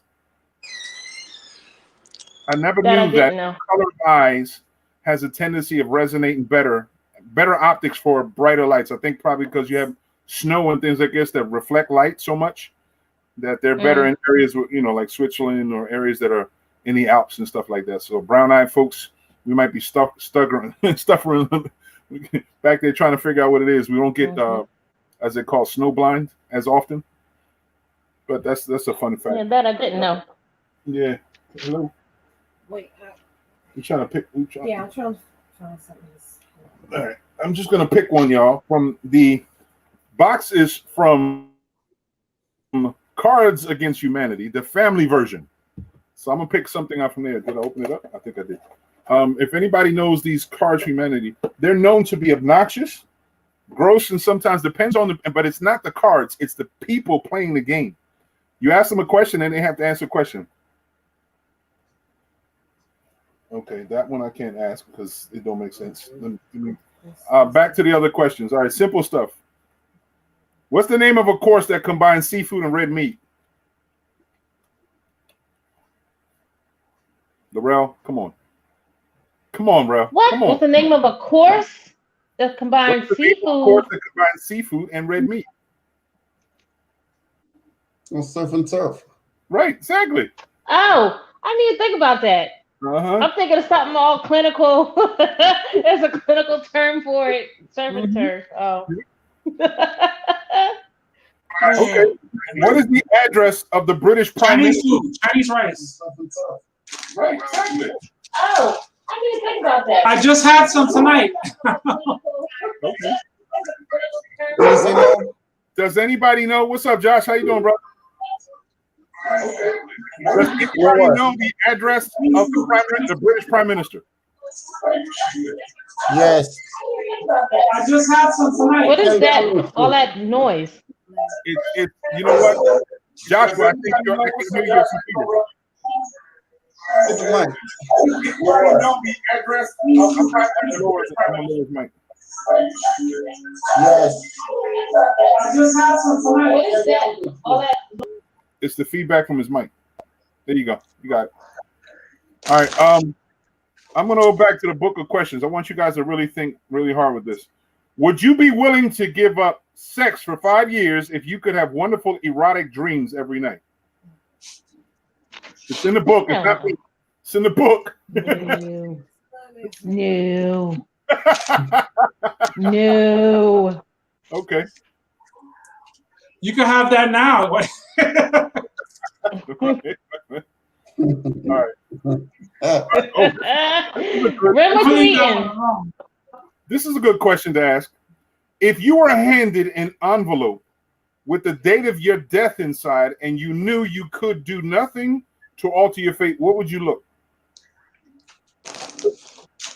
Or what would you look? That's the question. If you were handed an envelope that had the date of your death and time and how you would die, and it was certain, would you look in the envelope? Nope. Would That's you all you think about. Nah. Would you, No, I wouldn't. You wouldn't want to? What about you, Adrian? Would you? Come again. There's a website called Death Clock where you can find out your days you died. I'm thinking maybe I would, because then it'd give me an opportunity to plan the biggest heist on the planet. And be like, all right, you trying to lock me up on Tuesday? You just die sooner. Die on Monday. All right, we can do that. All right, try to. I would be the boldest, most obnoxious. Anyway, what do you think, Brent? Would you want to know if you could know what day and time you would die and be handed an envelope? Would you want to know? No. Okay. Gina, you won yet? I like to live life at the fullest. No worry about death. Right. Yep. Let me ask you another question then. If you had to either change professions or move to another part of the country, which would you prefer? What new career? I can't do both. Or what new career or location first comes to mind? I can't do both. I mean, you probably could. Of course, I would think you would.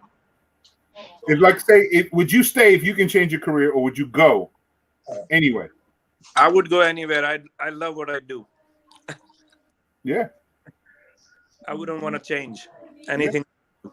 Oh, we already know I would change my career. Oh. Okay. You're not gonna tell everybody you strip on the low? Okay. You wasn't supposed to tell that, Mo. Really? My bad. I'm sorry. I'm saying no.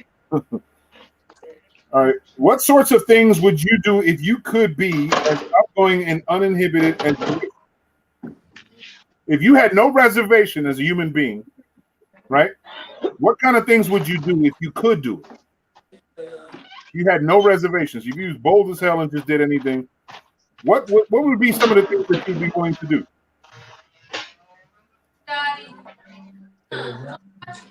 Just go and start smacking people. Snap out of it. Smacking people? Be violent? I had in my mind. Snap out of it. I do that anyways if I have to. So. Right. Some of us are more outgoing, right? We don't care.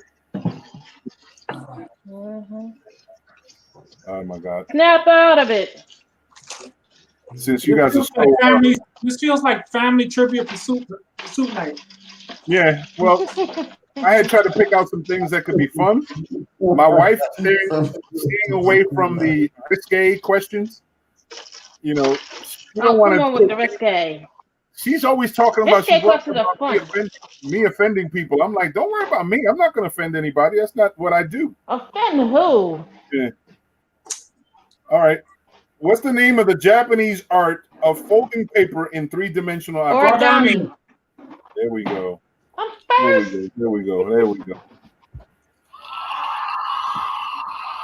All right. How did the biblical Judas die? He hung himself, and he hung himself, and something happened with his intestines. I forgot. I don't know if I heard that one. I know No, symbolically. I don't know about the intestine part, but I know he committed suicide. He committed suicide. He hung himself. Right. And apparently the 30 coins dropped to the ground, and the story developed the 30 coins. Matter of fact, I don't know if anybody have seen the production of 30 Coins on HBO. It's a Spanish-made movie in Spain. It's a horror flick based on 30 Coins, and it's kind of deep. It's kind of deep. It's not your regular Christian-based thought ideology. I was like, okay. Anybody see Justice League yet? Zack Snyder? Yeah. I always say this when it comes to DC. DC has a good storyline. I think they has better storylines on DC than it does on Marvel Universe. However, Marvel surpasses the cinematic value and then the links storyline, how they linked. Zack Snyder's was put me to sleep a lot. I wasn't as engaged. But it was good. I just wasn't as engaged because I've seen the first one, so I'm looking for the differences. And it was kind of cool. Better storylines, like I said. It's like comparing apples and oranges. Like they're totally different type of movies. So yeah, totally different types of almost two different genres, even though it's comic book movies. Yeah, one of the things that we identified recently is DC is not known for comedy in their movies. When they make a comic book heroes, they're not known for the comedic value, where MCU is. And now with this new Justice League that's supposed to come in, matter of fact, it's not the new Justice League, it's the new oh goodness, I can't remember. Multiverse? No, that's down the line. I forget the name of it. It's when the Suicide Squad? Suicide Squad, exactly. The new one come in, they're trying to add more comedy to it. So I was like, that ought to sell. That ought to be a good one. All right, I'm gonna ask you a question, y'all. What are things you shouldn't do in an elevator? Fart. That's good. Do your taxes. Commit homicide? I don't know. What else? Pick your nose. Distill liquor. I don't know. pick your nose. You see that all the time. People on a slick and rub it on the wall. I've seen some nasty shit. Man, you can imagine the stuff you see in the elevators, and because they'll forget that the cameras are there. Like, dude, what are you doing? Yeah. My wife picked out a card. She said, "This is Adrian's favorite card," and I'm gonna show it everybody. Let's see if the focus. Hold on, I can't see. I'm not there. Let's see if it don't focus. It don't focus. It's not focusing. Right. It's not a self-focusing. I forgot about that. It says things that are your favorite sayings. There goes that one. Things that are your favorite sayings. Your favorite sayings. What are your favorite sayings? On my favorite saying. Hold up, y'all. One at a time. Laura, what's your favorite saying? My favorite saying? Mm-hmm. I don't know if I'm able to say it. Let me see how good you guys are. Hey! I'm gonna put you to read my mind. Who's gonna hit the nail on the head? Since that's my favorite card, including you too, Mo. Let me see what you will think. Read my mind. That's probably one of your favorite ones. Read my mind. You don't say it. You don't have to. You just act it. What's one of your favorite things? I got a Puerto Rican one. It's called, I'll say it in Spanish and English. Cada mono sabe que palo se trepa. Oh shit. Okay. And in English it means every monkey knows what tree to climb. There we go. That applies in certain appropriate ways. Every monkey know what tree to climb. Right. And what tree not to climb. Right. That's like. Well, when you say it in Spanish, it's not really saying every monkey knows what tree to climb. What it's kind of saying is that every fool. Hey, monkey, don't climb this tree. Every fool. Yeah. Right. Yeah, the fool. Yeah. That's like something that I like to hold on to. Si me dice con quién tú andas, te diré quién eres. Right. You tell me well, we can tell you who you are. It's birds of feather flock together. Mm-hmm. And Adrian's favorite saying is Adrian says don't life. He says my cow just died. There it is. My cow just It's died. thing called life. Everyone should enjoy. Like my friend said earlier, you only live once and it's a good go around. Make it a good go around. There we go. I was There's a really good song in our culture from Hector Lavoe where it's called Abuelita. It's called Grandmother. It's a salsa song. You know that song? Abuelita. Yes. The whole song is just nothing but old country folklore sayings. It was sayings, yeah. It's because of that song where I remember a lot of the stuff my grandfather used to say. Yeah. I just heard it the other day too, man. I was listening to some of old Fania All-Star. Also, I watch the videos and let it play in the background. And you don't get that same type of heartfelt music anymore, man. The 70s, I think, was the last decade where you had so many heartfelt songs in any genre, even R&B and even rock. It gave birth to a lot of things in the 70s. Even with the hip hop, all the sampling and everything, all that. Yeah, I was born in the 70s. Yep. I had a little later on, I gotta go walk my dog a little later on. If you guys start talking about some other stuff, remember the last time we were on, you said you wanted to talk more about like prepping, like black preppers. Yeah. The doomsday. I remember I knew this crazy black dude that lives in the woods and it's all about prepping and doomsday.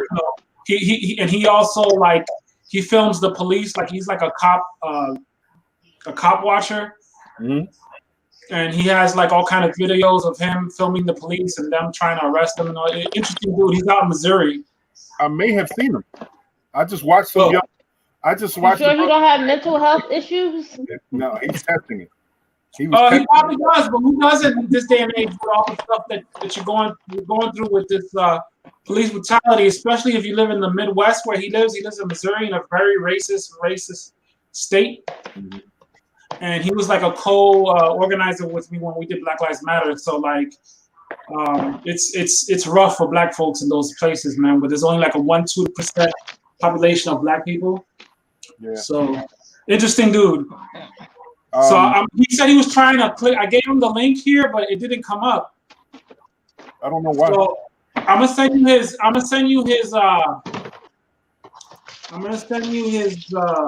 profile. Maybe you can friend each other. His name is Terry Rucker. Okay. I'll try to send it on that way. I know Sandy was trying to get on. I don't know why he's not able to get on, but there's a few people. But let me see if I should have had my son pick. My son has he has a really obscure sense of humor too. Sometimes, like I do, asking the questions. If you want some stuff to talk about, man, in Texas, if you want to talk about later, it's always something crazy coming out of my state.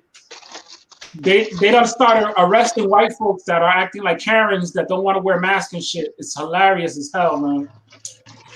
There's a couple of videos floating around out there where white privilege went totally wrong. Didn't work in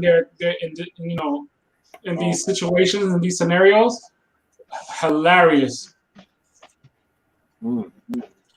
Okay. Here's one. This is a fill in the blank. Texas is one of those crazy states, man. It's like a rogue state.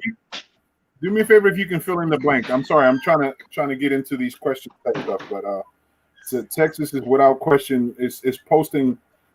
They always say Florida and Texas are the two areas where you have people that really odd individuals make these really odd decisions in life.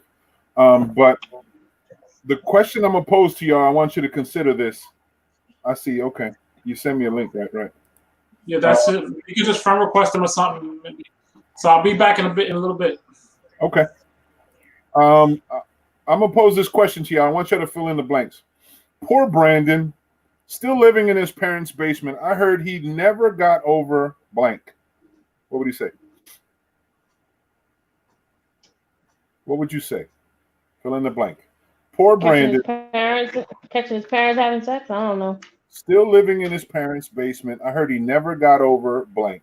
What would blank? I like Adrian, your what'd you say? answer, Morel. Catching his parents I don't having know, Brandon. sex. I don't know what's Brandon. I don't know what you're talking about. Brandon's got issues if he's still living with his parents, I tell you. He'd What be I like, well, said, my this is cause the issue. I'm thinking, Hmm. poor Brandon, still living in his parents' Same. basement. I heard he never got over puberty. Puberty. He never got over puberty. I don't know. Hmm. Remember that. Who was monitoring Brandon that closely is what I'm thinking. Yeah, no, Brandon might be. Brandon might be he might be plotting on taking over the world. No, Brandon's going up with some mental issues, and he's going to end up going ape sometime. Hell yeah, Brandon just bought himself a rifle. Hmm. All right, here's a question. It's hypothetical, but this is crazy. Hmm. All right, what will end racism once and for all? What do you think would end racism once and for all?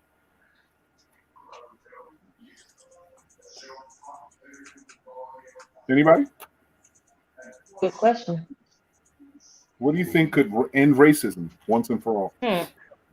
I thought one time, contemplating on some of the origins of the Bible, saying that we're going to go back into being a unified nation, which basically means to me that there's going to be one race again because everyone's basically bonded together. Everyone having sex with one another going to end up one race. So there will be no need for separation of race. We'll look for other reasons to separate.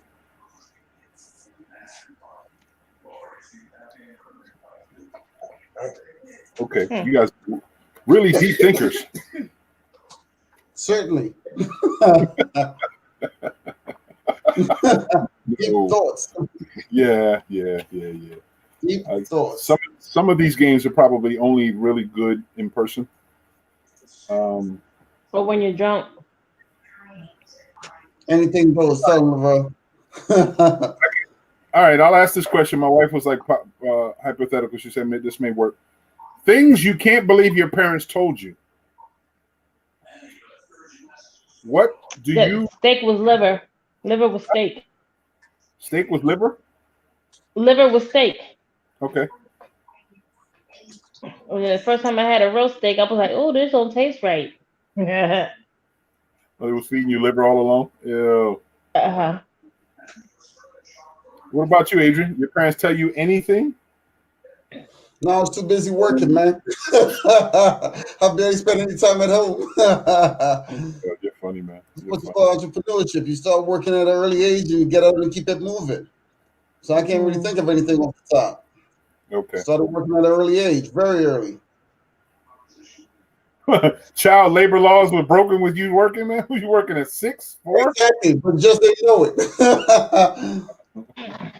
That's funny. Okay.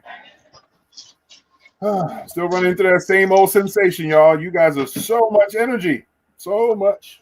Give me some questions. All right. Question. I'm on working on 22 hours right now, so my energy is gone. Yeah, I understand. Trying to work 22 with hours. I'm ready. I'm ready to go night. I'm gonna just ship y'all alcohol and other substances. Maybe we can indulge in that. I done ate food. I done had dessert. I had coffee. I had wine. I'm ready to go night. I usually do, Adrian. I usually do. Here's the question. I'm gonna pose this question to y'all, and y'all just listen right now. This is the question: have you ever accidentally forwarded an email to a coworker that talked shit about you? You sent an email forwarding to them something with them in mind. Did you ever That I was accidentally? talking about them to them. Yep.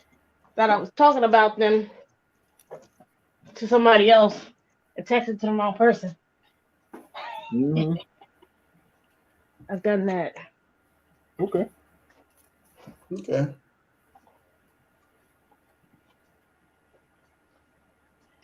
All right, Adrian. Whew. You got to answer some questions. Sometimes, right? You are just a watcher. Just, Look, I give you are you just one. a watcher, Somebody man. with N and the other one ends with an O. There goes the answer because all my coworkers I see them in person, so we don't send emails like that. Okay, got you. The first one is N and the last one is O. Okay, Very got you. simple, very Okay. simplistic, straight to the point. Uh-huh. It is well known. It is a well-known watch brand and also the 24th and last letter of the Greek alphabet. What word is it? Omega. Yeah. Omega. Yeah. What country is famous for chocolate, banks, and watches? Belgium. Switzerland. Should be hot off the press. You know what just happened with Ghana and Switzerland? You heard about that? No. Ghana. Inform me. Ghana had a press release with the Swiss ambassador talking about Swiss relations with Ghana. And Switzerland was basically saying how their industry could not survive without chocolate from Ghana.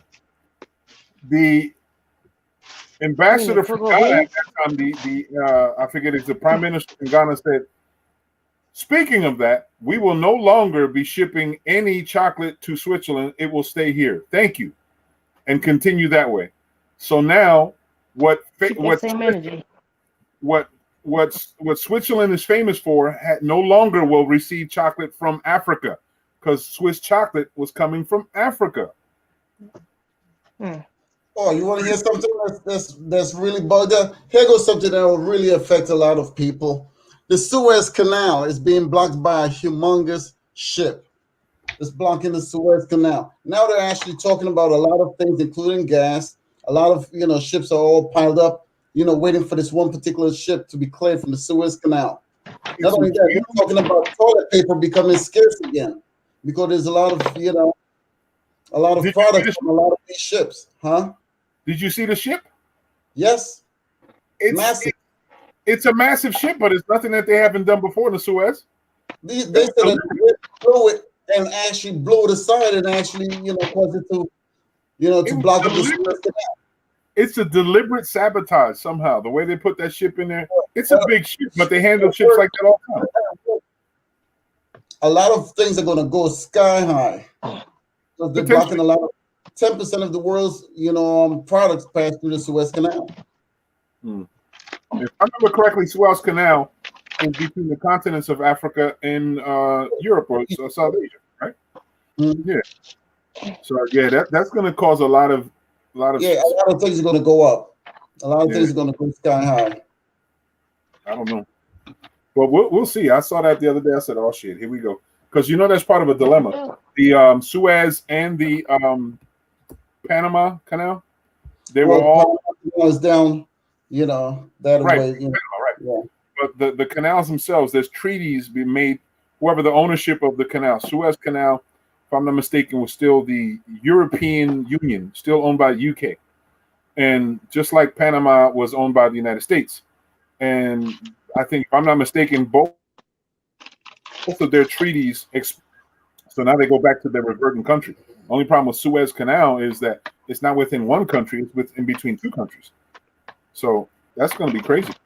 Well, it's already crazy because there's a lot of ships backed up, for miles. Who the hell picked this up? Who is this? You just picked the card? Okay. What is the only U.S. state to end in the letter G? The letter G? What? What is the only U.S. state to end in the letter G?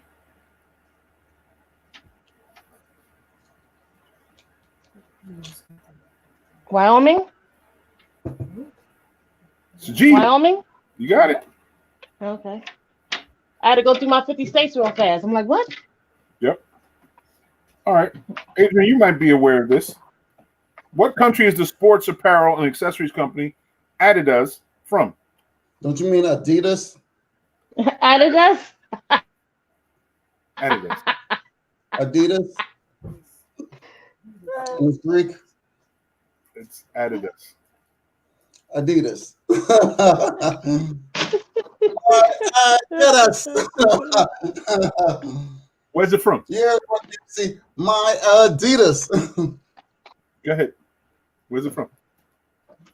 Now, let me ask you a question, Mo. Okay.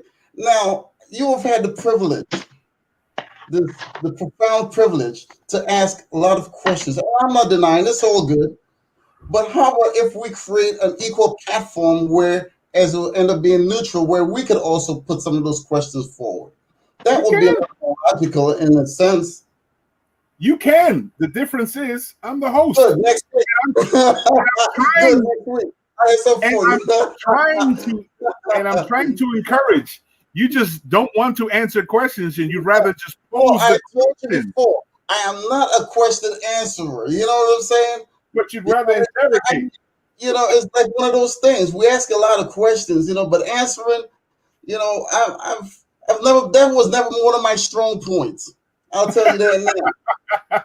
Answering questions, okay. It was never one of my strong points. I mentioned it from the tip of the show. I've been to courts, many times in the whole night. No, we answer, they ask questions, they don't get their answers. Everybody's different. We cut from a different cloth. PTSD, post-testimonial, okay. Disorder, disruptions. PhD, pre-hated degree.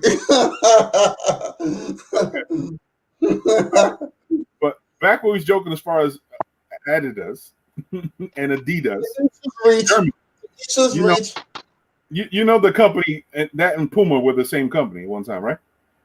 They've divested. They broke up, and they were broke up actually because of Nazi Germany. But I'm only saying, as most know, people Adidas here is because it's one of the biggest supporters of soccer, world soccer, and world sports. And I know Trinidad and Tobago has a pretty good, strong team in the World Cup this year. Hopefully, we'll see. Do you know what's the next sport that we really enjoy? Cricket. Cricket it is. It's an international sport for those who have been part of the European Union. Cricket is another one. Squash. That's why you guys call it soccer. We call it football. Football, international football, right? That's what it's called. Yeah, we call it football. And up here you call, what you call football, we call it rugby. It's pretty much along the same lines. Oh yeah. We talking about an international understanding. Not where you're from is where you're at, huh? I guess you can apply that, yeah. Yeah. All right. Yeah. Oh boy. Hey, Lorel, somebody sounds like they're full now. I am full. I'm full and I'm tired. Okay. I got to hire someone who has a better sense of questions because this is not my fault. Shit.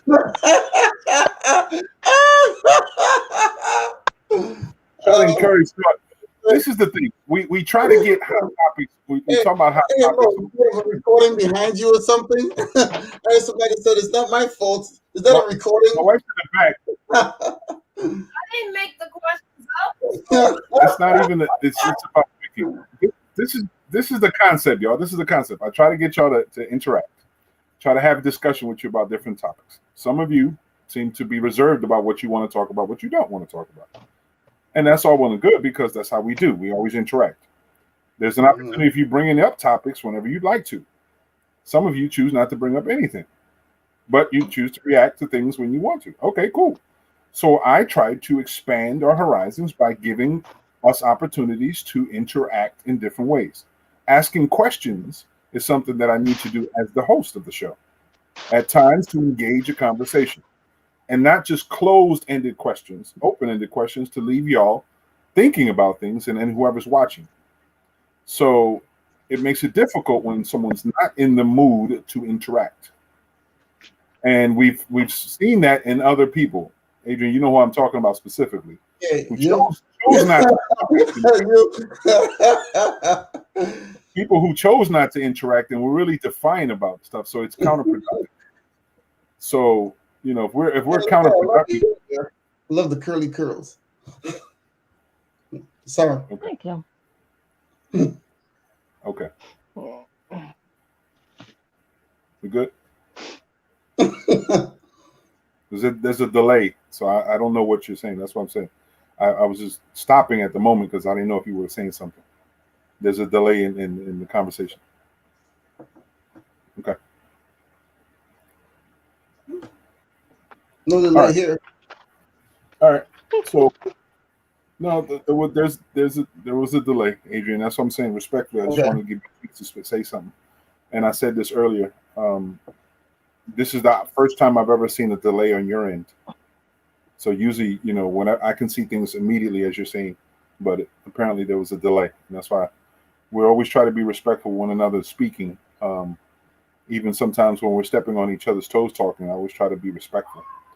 Because you know we have a lot of great information, a lot of great topics talking about things.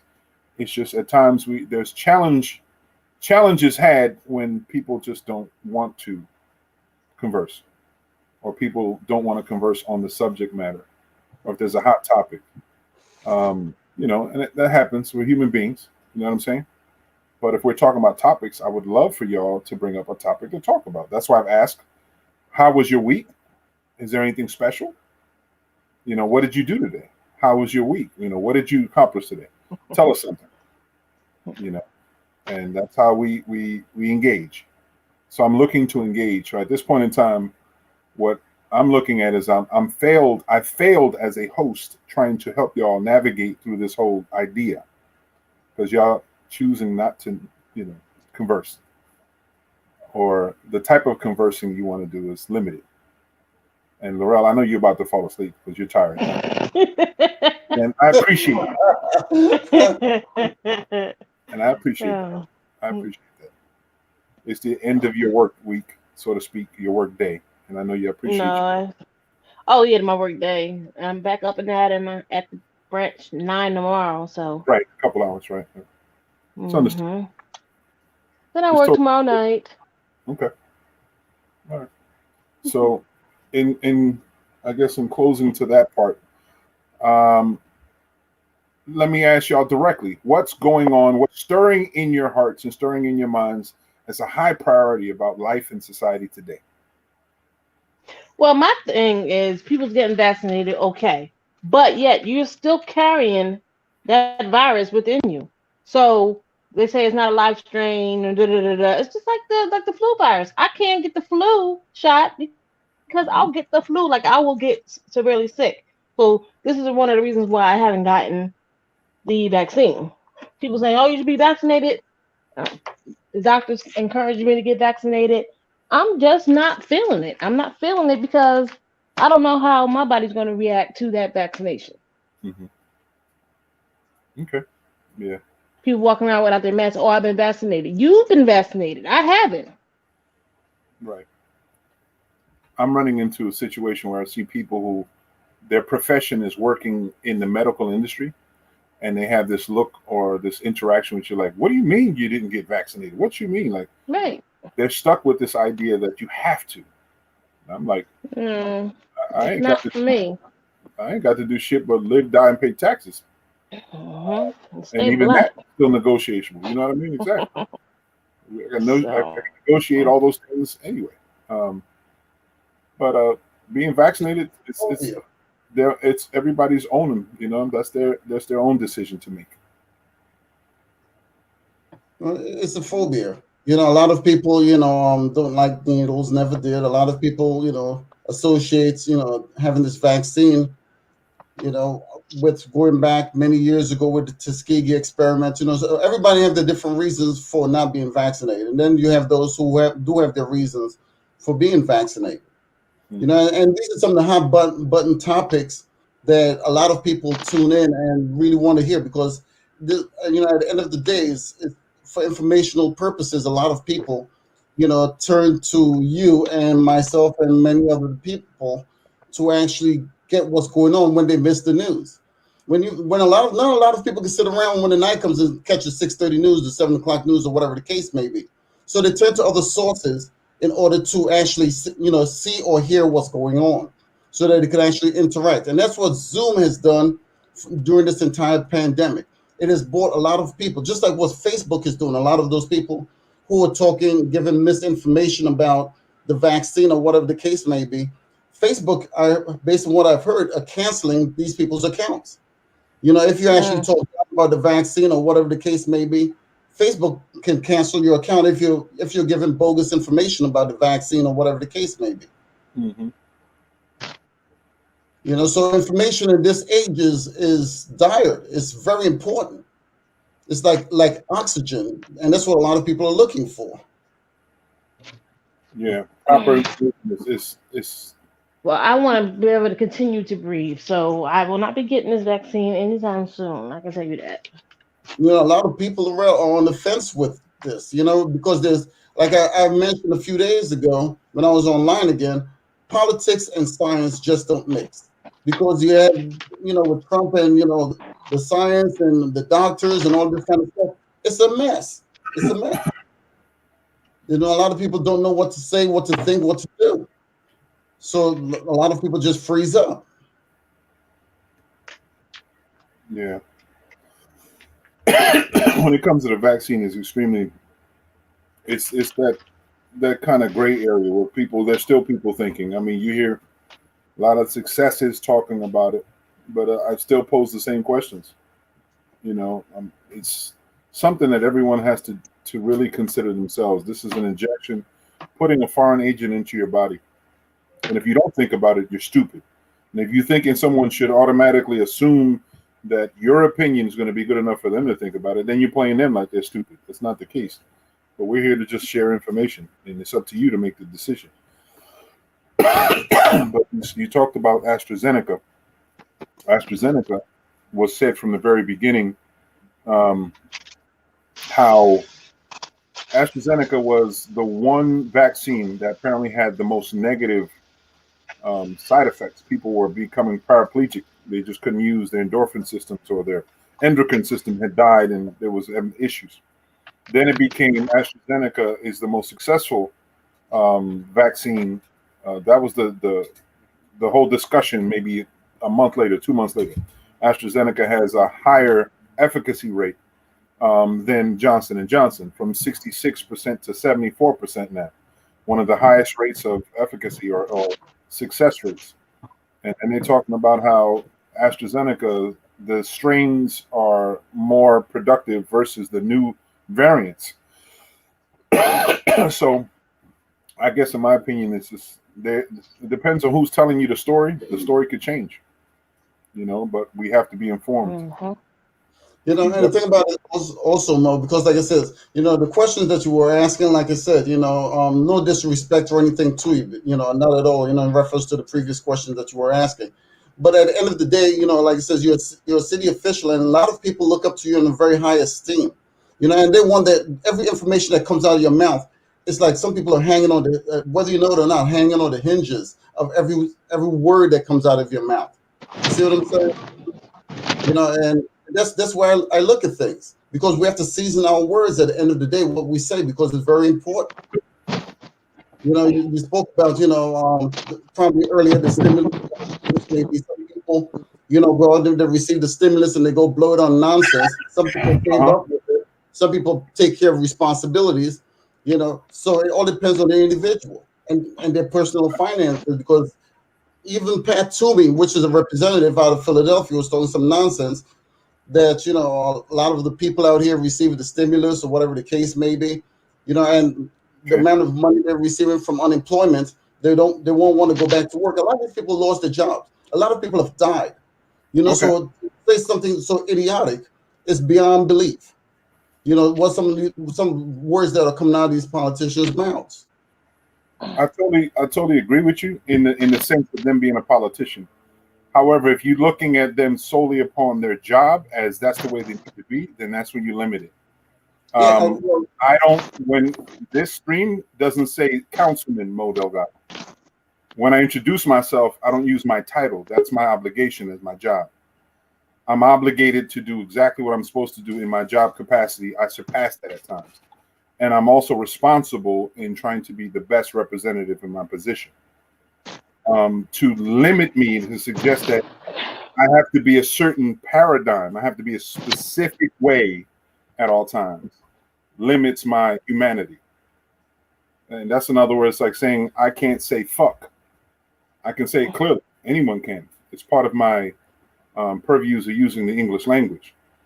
But some people who like to say that a political official shouldn't do this and shouldn't do that, that's where you limit humanity. And I'm never going to be in a situation like that. That's why I said I don't promote it. Even in the capacity here, I don't promote my position. I promote information. It just happens to be I'm an elected official. Correct. So one definitely equals 2.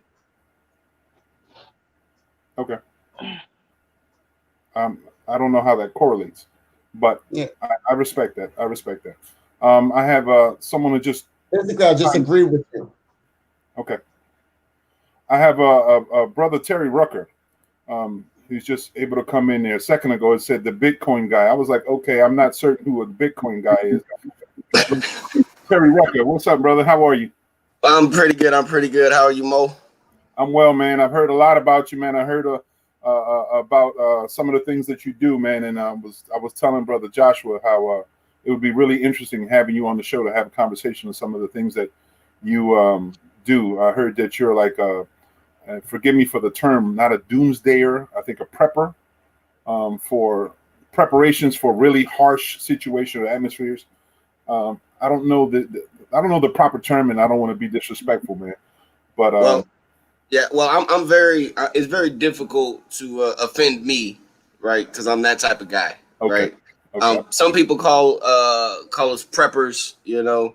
It's just somebody that's ready for whatever's gonna happen in the world because we don't know. You know what I mean? I mean, we seen like over the last year, right? Just overnight, all of a sudden, can't nobody get toilet paper. You know what I mean? Like I wasn't in a panic. I had toilet paper already. Okay.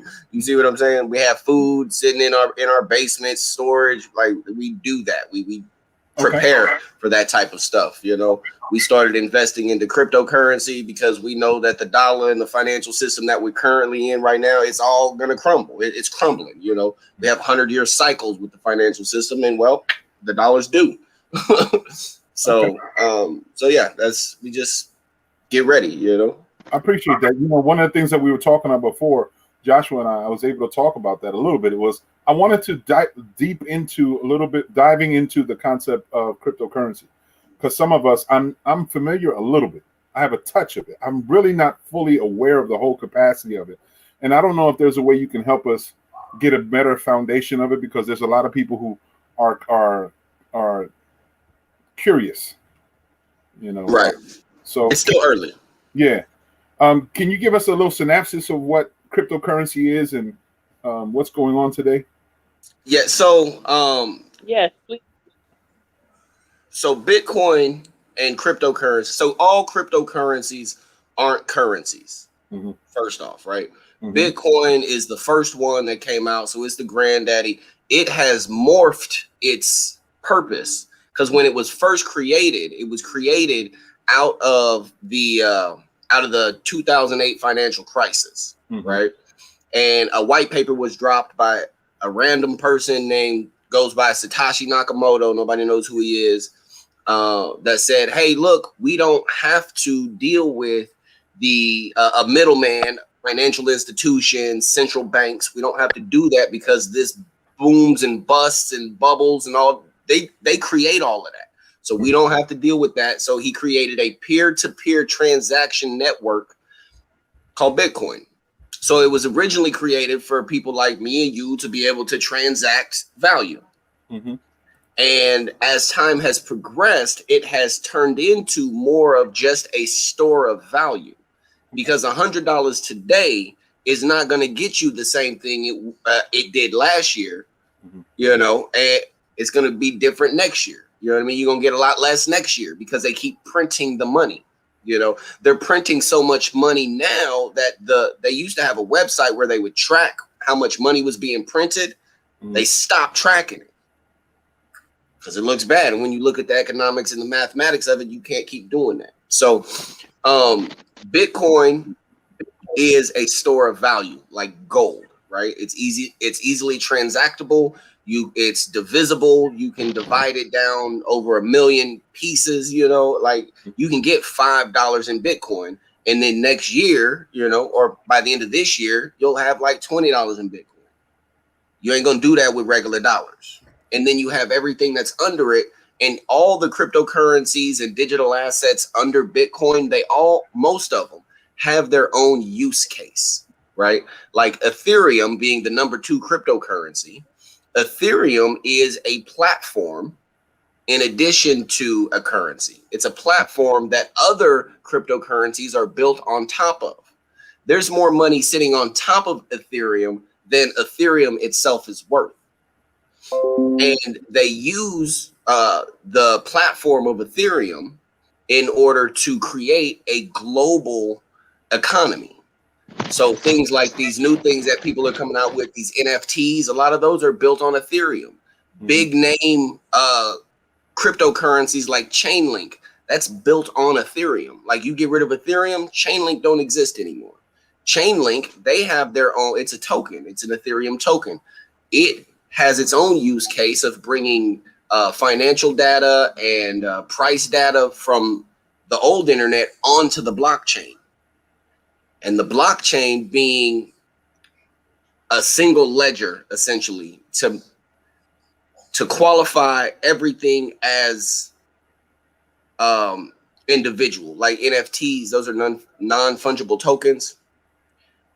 You can only have so many of those, right? Because there's the amount that's created, that's it. It's finite, like Bitcoin. Bitcoin, there's only going to be 21 million Bitcoin ever in existence.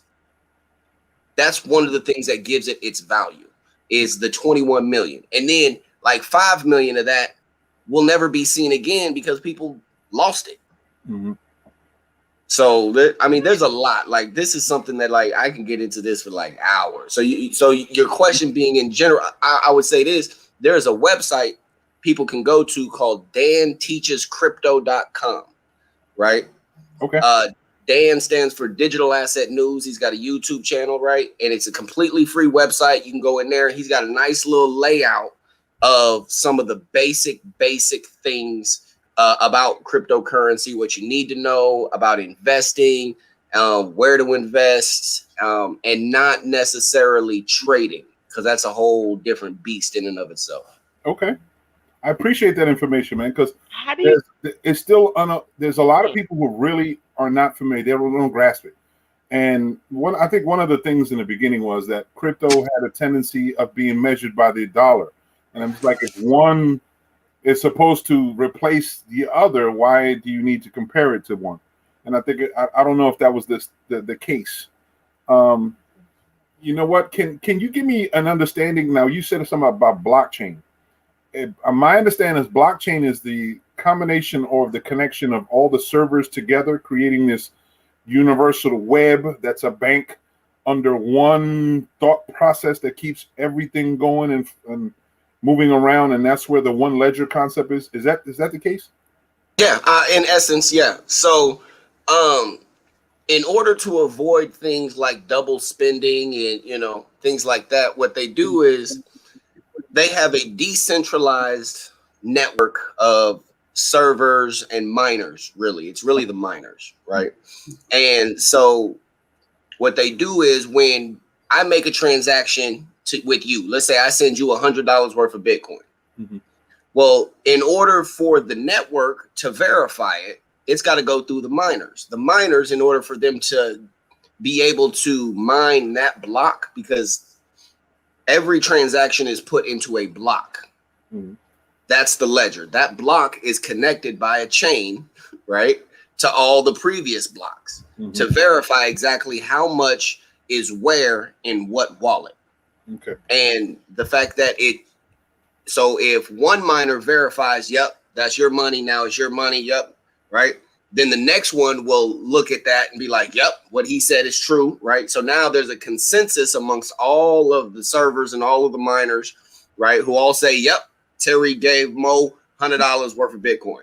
So now everybody's in agreement, and now we can move on to the next block. Okay. Thank you. I think Gina on the line. I think you maybe have had a question. You got a question for Terry? When can you see this money back that you're giving? You're giving, I know somebody that's giving, and when do you get it back? Or is it just keeps moving around, as you say? Well, I don't think I necessarily understand your question. However, let me say this. So I invest in Bitcoin, in cryptocurrency, Ethereum, Cardano, Polkadot, right? Like this is a thing that I do on a regular basis. Mm-hmm. And I like to have access to my money. Okay. Yeah. So the other day, I sold a Lincoln, right? It was a 97 Lincoln Town Car, and I sold it, but the dude, he couldn't get his money because it was in a bank at Wells Fargo down in Arizona. We don't have a Wells Fargo here in Springfield, Missouri. We don't have a Wells Fargo. Okay. So he was like, so the car was $2,500. He was like, look, I only got $1,600 or $1,100 or something like that in my pocket, and I can't get the rest of it because the bank won't give me my money. In cryptocurrency, that's not a thing. So you have instant liquidity 24 hours a day, 7 days a week with cryptocurrency, right? So if I put liquidity, I can go to the car dealership and they give me the money. No, so when you own cryptocurrency, you can turn that. Let's say I bought $100 in cryptocurrency today. If I decided in 20 minutes from now that I didn't want to have that cryptocurrency and I wanted to turn it back into cash, I could do that. And nobody's going to be able to really stop me from doing that. What you mean really stop you? Huh? Why you said nobody will be able to really stop me? What you mean really stop you? It could be a discrepancy with you taking it back because you said really stop you. You didn't just say nobody can stop. Can really stop. Like banks and like regulations and fees and stuff. Is that what you're saying? Kind of. You make a withdrawal from an ATM machine. Simple as that. All this money you're giving, when do you get it back? Can you what ATM machine can you withdraw from? Do you have a card connected with this? Who is that guy that you said started it? Who is he? I mean, where nobody still knows who he is. He's an unknown. Okay, so is it a card connected where I can make a withdrawal? If you decide to set one up, absolutely. There are multiple cards you can get that you can go to any ATM and pull out money, or you can go down to the Fast and Friendly or the Circle K or whatever, and you can pull out money or buy gas or whatever. It's a Visa card. You can absolutely do that. They have that. That is a thing that, because we are now well into this thing, right? This came out like 2008, 2009. This 2021. So yeah, you can absolutely do that, right? You can go. One of the places that you can go to is crypto.com. You can get the crypto.com card, right? And you can put your money, your crypto into that wallet, and then you can spend it off of a card. It's a thing that you can do, you know? If you decide that you just want to invest it and you want to put it in a wallet, right, and just let it sit there, you can do that too. If you want to put it on an exchange and you want to trade it every day for something that's better, or you want to short the market, or you want to get into that type of thing, you can do that too. And nobody can stop you from doing any of those things. The only problem is, this is why I say nobody can really do that, right? It's because, like, let's say you put all your stuff into the crypto.com, all your crypto into crypto.com because you like using the card, right? If all of a sudden crypto.com and that centralized institution there, or Coinbase, that centralized institution decides, you know what?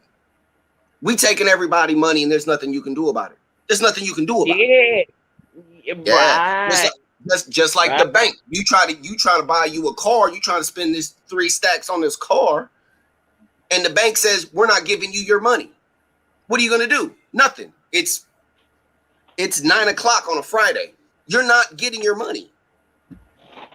But in cryptocurrency, you can get around that though, right? Because if you own your cryptocurrency, right, you actually own it, you got your private key, right, which is usually a 12 to 28 different words, random words too, right? You got those, you have access to your cryptocurrency at all times. And there's always somebody that wants to buy it. Okay. Thank you for the clarification. You got a better understanding now, Gina? Of course not, but okay. Let me ask you a question, because with the federal government, anything over $10,000, you have to show a form of identification or whatever the case may be. So say if you want to get out 11 grand from Bitcoin, how do you go about doing something like that?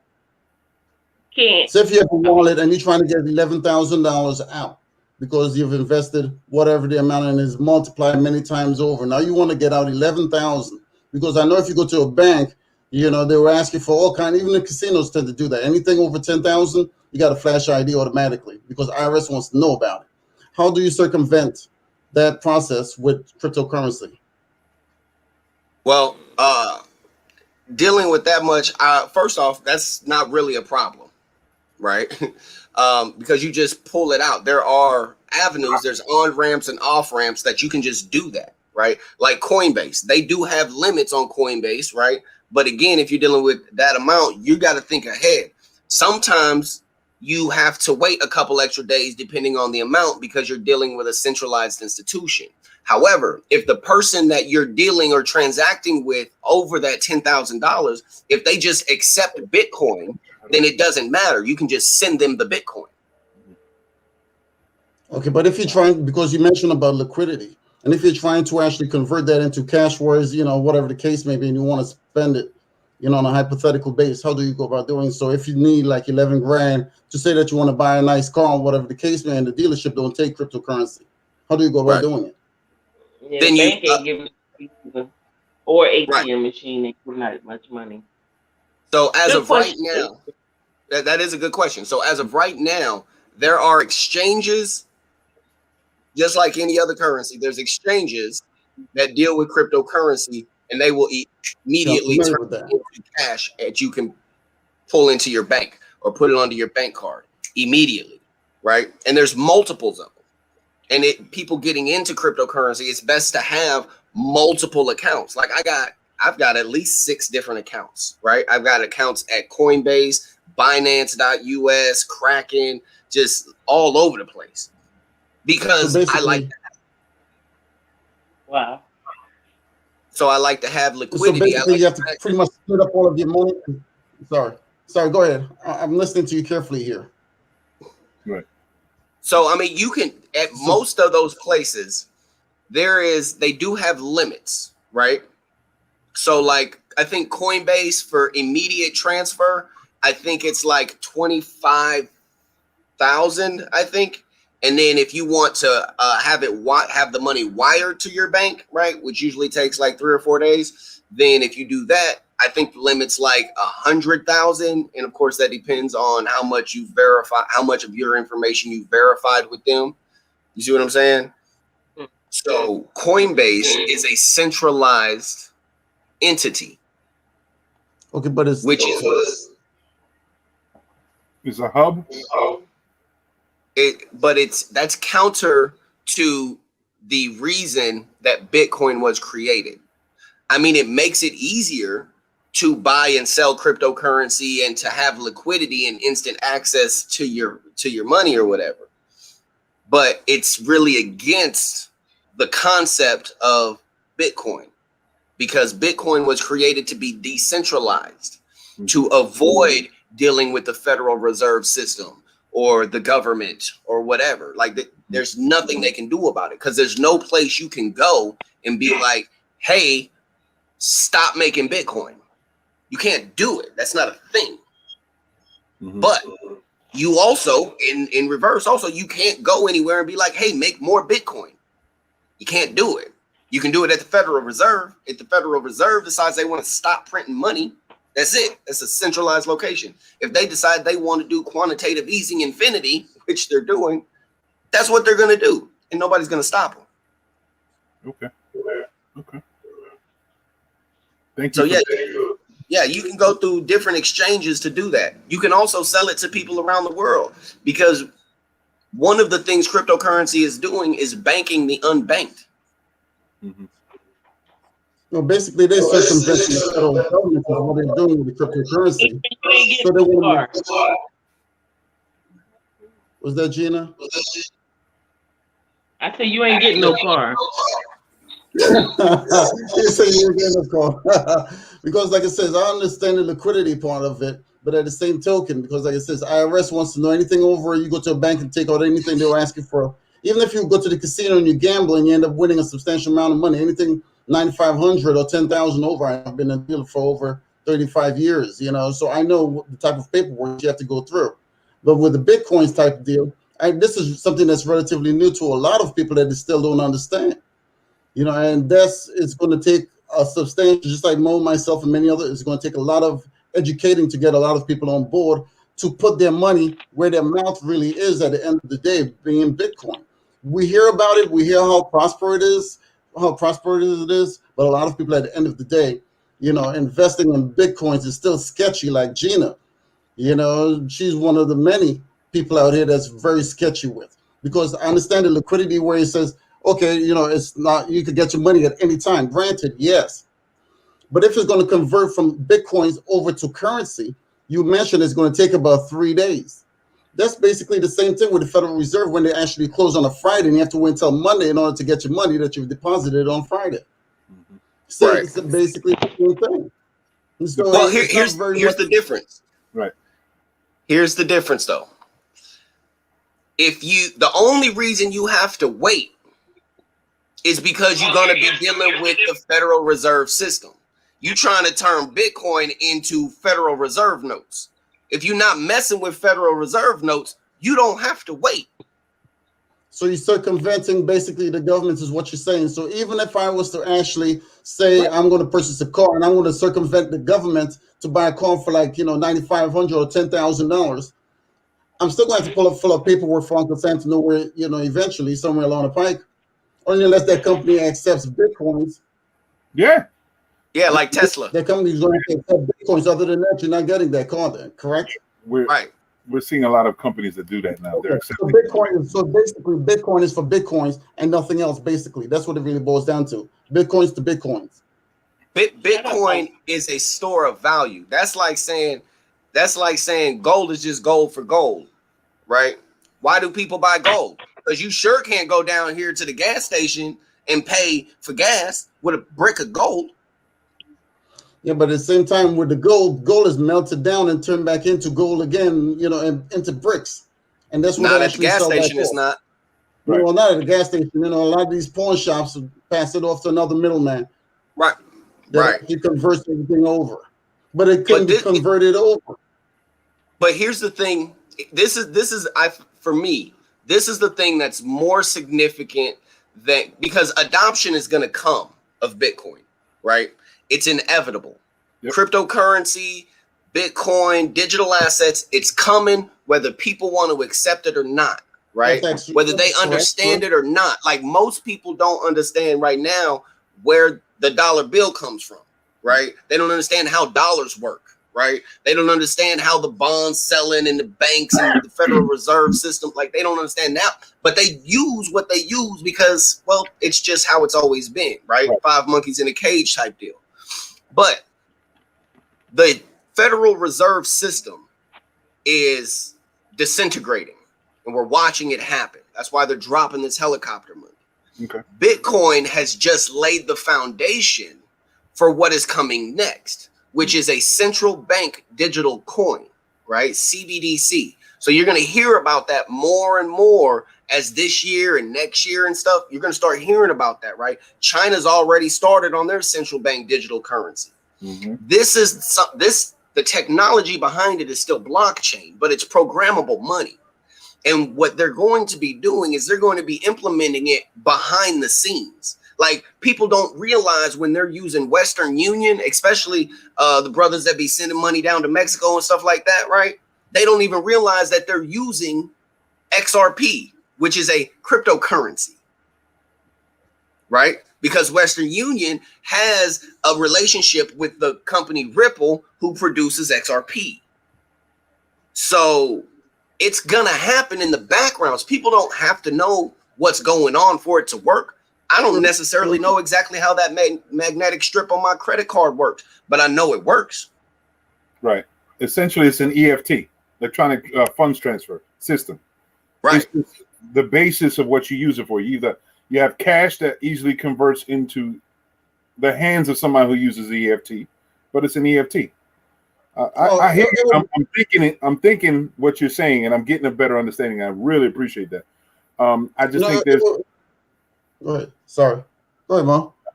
Now, I was going to say that I think it's just we are so indoctrinated into one ecosystem of finance that being able to adapt that based on the initial one, it's just hard for us in the learning curve. Why? And that's what we're doing, just learning. So I know Brother Adrian is more invested in investments and financial understanding. And I know he's probably really sucking it up, trying to understand it. He probably understands it more than I do. But I just want to make sure, because moving forward, I think it's like you said, it's inevitable. We're going to have to move in that. And that's an option, a viable option that's taking place. When you have full countries working in cryptocurrencies and world markets are working in cryptocurrencies, we have to really consider it on ourselves at a local level, independent level. Right. And I mean, on a worldwide level, right?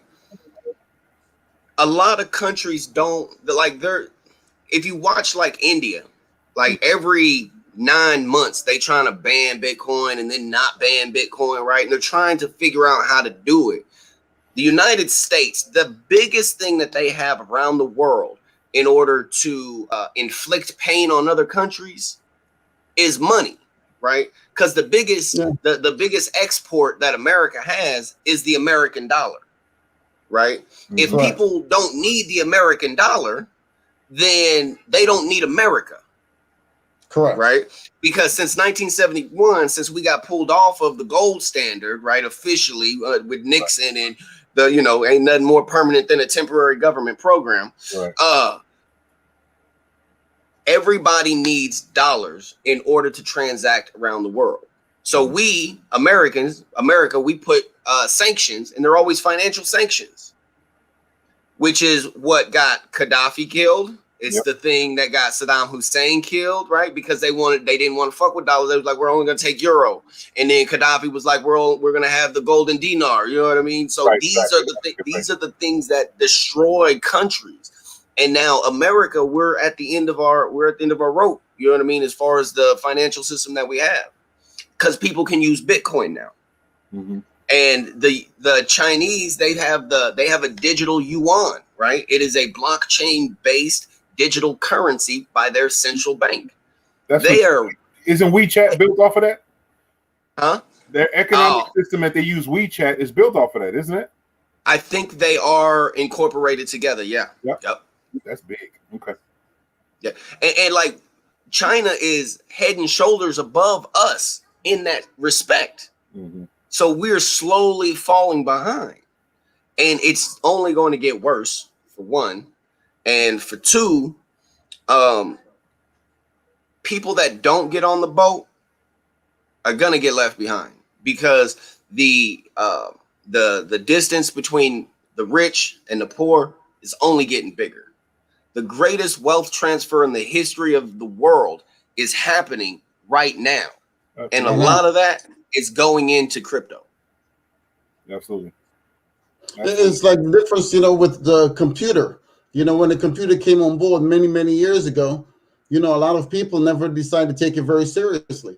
A lot of the black markets and, some of these guys on the dark web understood exactly the danger of computers, how, what it can do. Just like hackers, computer hackers, these guys get, in their mother's basements, and they became some of the world's best computer hackers that they could hack any damn thing. Now everything is actually tied in to a computer grid or a server somewhere.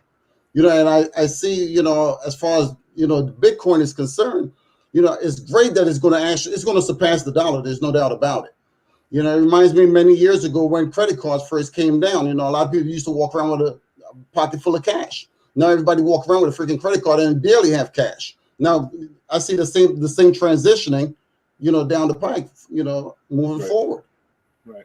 So using the computer and everything with Bitcoins, it's already big because my family lives in Vegas, and they have a lot of ATM machines in some of the casinos, wherever the case may be, that you can actually make a withdrawal through Bitcoins. So it's getting there. So it's inevitable. But it's still early. Like in the learning curve of new technologies and stuff, it is still super early, right? Because we're barely 10 years into this thing, right? We've been through 3 Bitcoin cycles already. So we've got a long way to go. I mean, we are starting to see mass adoption, right? We see it happening and stuff this year, right? But like at the end of this year, the price of Bitcoin probably going to be somewhere around $250,000 a piece, right? It's going to drop. It's going to drop a lot, right? It's going to go from like 200,000-300,000 all the way down to like 50,000. And then there's a whole website dedicated, and you're going to see a whole bunch more of them, right? Dedicated to obituaries of Bitcoin. How many times somebody put out a post or an article saying Bitcoin's dead, this is the end of it or whatever, right? We get them like 4 or 5 times a year. It's going to happen again, but you can't kill Bitcoin. Right. It's not killable. You see what I'm saying? But we have cycles in the Bitcoin, based off of how it was created. And they're 4-year cycles. There's a halvening, which every 4 years, the amount of Bitcoin produced in a day is cut in half, right? But the amount of energy used to create more Bitcoin is the same amount. So it's like saying, hey, look, you did a good job today. Tomorrow, I'm going to pay you half, but you got to do the same amount of work, right? And the value, and now that the big institutions are getting into it, right? MicroStrategy, they have their entire treasury sitting in Bitcoin.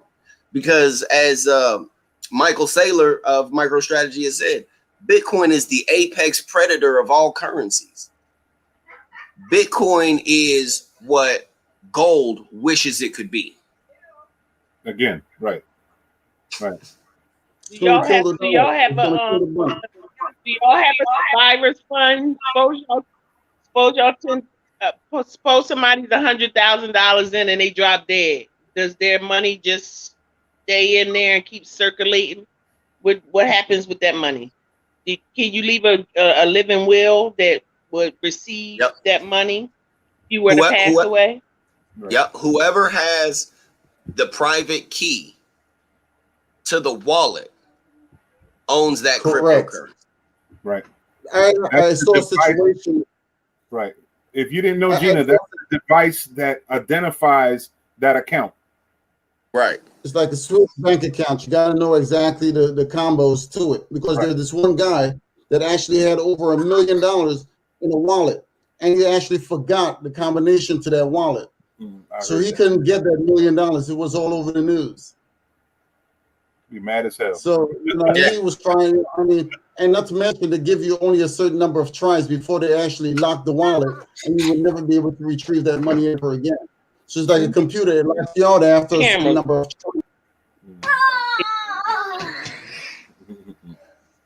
So it's a big difference. That's awesome, brother. That's awesome. Hey, listen, Terry, I know you're getting pulled as far as your kids are concerned and all that stuff, and we appreciate your time, man, because I hope we can get you to come back on again to explore some of the discussions that we talked about. I'm really curious about cryptocurrency, but I'm also curious in the other aspects of the preparation and what you see. Because I'm not going to say conspiracy theorist. I'm a conspiracy realist, because I see how shit's rolling and how things are going, and I try to strategize properly for the safety of our greater community. But I wanted you to touch up a little something before we go off this time on NFTs. Seems to be a hot topic right now, and I saw recently It was a brother, Jim Jones is a rapper from New York City, and he was talking specifically about NFTs, about being able to sell properties of an NFT that ain't had nothing to do with him, that he sold it for like $20,000. It was a caption of a record, a CD label, and he took that picture and snapshot and sold it for $20,000. I was like, that's incredible. How the hell can you do that? Can you give me an idea what an NFT, how that consists of? And I have been reluctant to dive into NFT research, right? I mean, I know a little bit, right? Because it is a part of this thing, right? So NFT stands for non-fungible tokens, right? I own a couple of them, right? I own an unstoppable domain, which is technically a non-fungible token. An unstoppable domain, you can go to unstoppabledomains.com. And you know how whenever you get a website, you know, at .com or whatever, right? Right. You can put a website up there. That's your domain. An unstoppable domain is a domain that sits on the blockchain that can't be censored. It can't be edited unless you have the private key, right? It's unique to you. It's ownership. And NFTs is a weird thing that it's a token that sits on the blockchain that has a very specific, like the private keys, right? There's only one. You can identify it based off of the code and the keys that are connected to that NFT. So what he did, which is the same thing that the founder of Twitter did with his first tweet or whatever, right? He put it on the blockchain. He connected it to a blockchain address to say this is one of a kind. It can't be duplicated. And the fact that something can't be duplicated seems to have value. Yeah. And only So those I know, right. I got you. Right. So I know Beeple, who does little artworks and stuff, right? Mm-hmm. He sold an NFT for like $69 million. That's crazy. That's crazy. And because of its unlimited potential, some of the most stupidest stuff can have an incredible value to it. That's crazy. Yeah. That's I mean, like, I got, so during the first bull or the last bull run back in 2016, 2017, there was a game called Crypto Kitties. They have NFTs, right? And it's basically you get on there, you buy a cat, right? And then you buy another cat, and then you can have those two cats, which are connected to the blockchain, and they have unique identifying features, right? And there's one of a kind. That's it. Like, you're not gonna find another one like that. And then you can have those two cats mate and have another baby cat, which has its own unique identifying features that there will only be one of. Okay. I got you. That's potential, huge potential. Look, you see Adrian, his brain is thinking. He's like, because I look at it like this. All that craziness. I'm with you. Trust me. What little we got from this stimulus check might actually stimulate me into a long-term comfortable sense of comfortability. All right, okay, I got you. I appreciate that stuff. Because when you think about licensing, though, also, right? Right. NBA, they've got NFTs now. NFL, they've got NFTs. You see what I'm saying? Right. Licensing is gonna be a big thing. This stuff it's gonna be huge as these major institutions start to throw money behind these projects. And that's why it's vital when you're looking into these things to understand the projects that you're getting into and whether or not it's something that can become something. I mean, like when I bought my unstoppable domain, I bought it for $40, terryrucker.crypto, right? Okay. If you send me crypto, you can send, if it's not from an exchange and it's from an actual wallet, you can just send it to terryrucker.crypto instead of that long string address of XVLK37 whatever 17. Okay. You know what I mean? Right. But I can also put a website on top of there also. And it's $40 one time as opposed to $20 every month. Wow. And having that unstoppable website is something that you can access, like if it's information, people can access that to look at the information at any time. Only you can edit it, but people can check it out at any time. Yep. Uh-oh. We're about to but the only issue with it right now is, like I said, we're still early. So like if you went to terryrucker.crypto on Google, you're not going to find it. Okay. Right? You would have to go to unstoppabledomains.com and then search for terryrucker.crypto. Okay. There's a couple browsers, I think, that are working with integrating everything that they have available on Unstoppable Domains, but they don't have it yet. It's not out there yet, but it's going to be there. Okay. So this is like having to use a different pathway. Like if you're going through the dark web, you got to go through like Onion. I think it's Onion. Yep. Exactly. Okay. I get what you're saying. It's a different path. I got you. A path less taken. I hear you. Right. I'm feeling it. I really appreciate this information, man. I really do. Thank you, Terry. Appreciate that, man. And I don't know if you noticed, I see you got your show and stuff. There's a application website, right? It's called library.com, right? You can go to library, LBRY, right? They have a sister website called odyssey.com, and it's just like YouTube, right? Except it's built on the blockchain. And just using it, watching stuff, uploading stuff there, right? You can get LBC, which is library credits, which is another cryptocurrency. And they just because it helps secure the network. Okay. So that's something to consider as well. Oh, I'm listening, brother. I'm listening. I appreciate that. Definitely. We've always been ones to try to be a conduit for people's greater wellness. And that's why you fit right in, man. This information right here, because there's a lot of people who are curious. And we're always promoting one another and self-awareness and self-empowerment, and I think cryptocurrency could be a hell of a good avenue for a lot of us, man. Some of us just don't have the capacity to understand it, and we're going to be left in the ecosystem that is established. But some of us will leap forward and possibly really reap the benefits of it, man. And it's because you sharing this information that you're going to be blessing people, man. I appreciate it. Hope this information blesses someone, and I hope it comes back 10 times for every time you bless somebody to you, Brother Terry. I appreciate that, man. I really, really do. Before we close out, anybody else have any questions for Terry? Yeah, the thing about it is, because with this reset and COVID, I think this is the opportune time for this Bitcoin stuff to really blow up, because the whole entire planet came to a standstill with this pandemic. And I think it's going to really blow up from this point forward, because a lot of people are going to get sick and tired of, using a dollar bill, but they're going to need a change. And I think this is what's going to happen down the road. I can see it happening. Sure.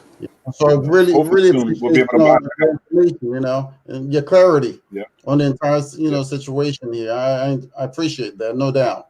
Yeah. It'd be cool as hell. All of a sudden, Adrian makes a phone call and he buys a plane in one quick conversation because of cryptocurrency. Don't have to worry about paperwork. Don't do nothing. The code, done deal. And then he calls us up. Yeah, we're about to take a trip. Cool, let's go. And the reason why, because I'm a finance guy on the flip side of you. We deal with, like real estate. You talk about 2008 crash. That's when I got into a lot of things. With the foreclosure, the market, and the whole 9 yards, what created it. The whole 9 yards securitization of, and that's what messed up everything, because a lot of these guys were pushing bogus paper.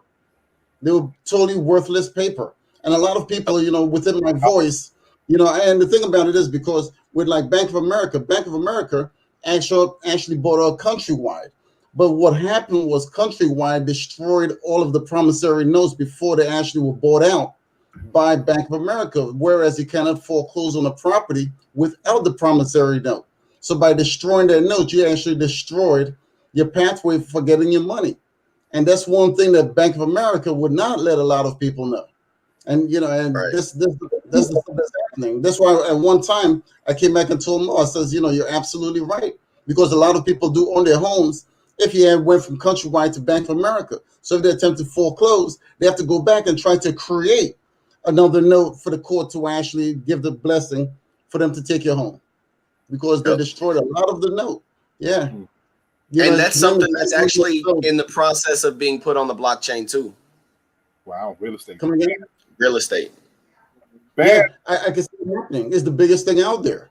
It's the biggest thing out there, especially during this pandemic. Right now, a lot of people, with this moratorium, a lot of landlords are hurting. But once the moratorium has been lifted, it's going to be like an avalanche of nothing but foreclosures like crazy. And it's coming down the pike. That's why they're slowly implementing universal basic income. This has been something that has been coming down the pipe for years, right? I mean, I personally, I don't have an aversion to the term conspiracy theorist, right? Especially as I've been watching, and then everything that I've been watching and learning is slowly coming true. Then it's what you want. Which is late and stupid. That's right. That's right. Right. So so they've been talking about that, the universal basic income for at least 7 years that I can think of, right? It's just been a matter of how were they going to implement it, right? And then this COVID thing hit, right? And like, don't let a good crisis go to waste. You know what I mean? They sped up the timeline. And here we are. Like Pete, like I ain't got the last 2 stimulus checks, and I'm still waiting on my income taxes. You know what I mean? Because lucky for me, I qualify for the taxpayer protection program. So whatever the hell that means. And all I know is it means I ain't got no money coming. You know? So I quit my job and stuff. And the job, because automation is slowly taking away jobs, right? Me and my wife were working at the same factory. She still works there. I quit my job and stuff, right?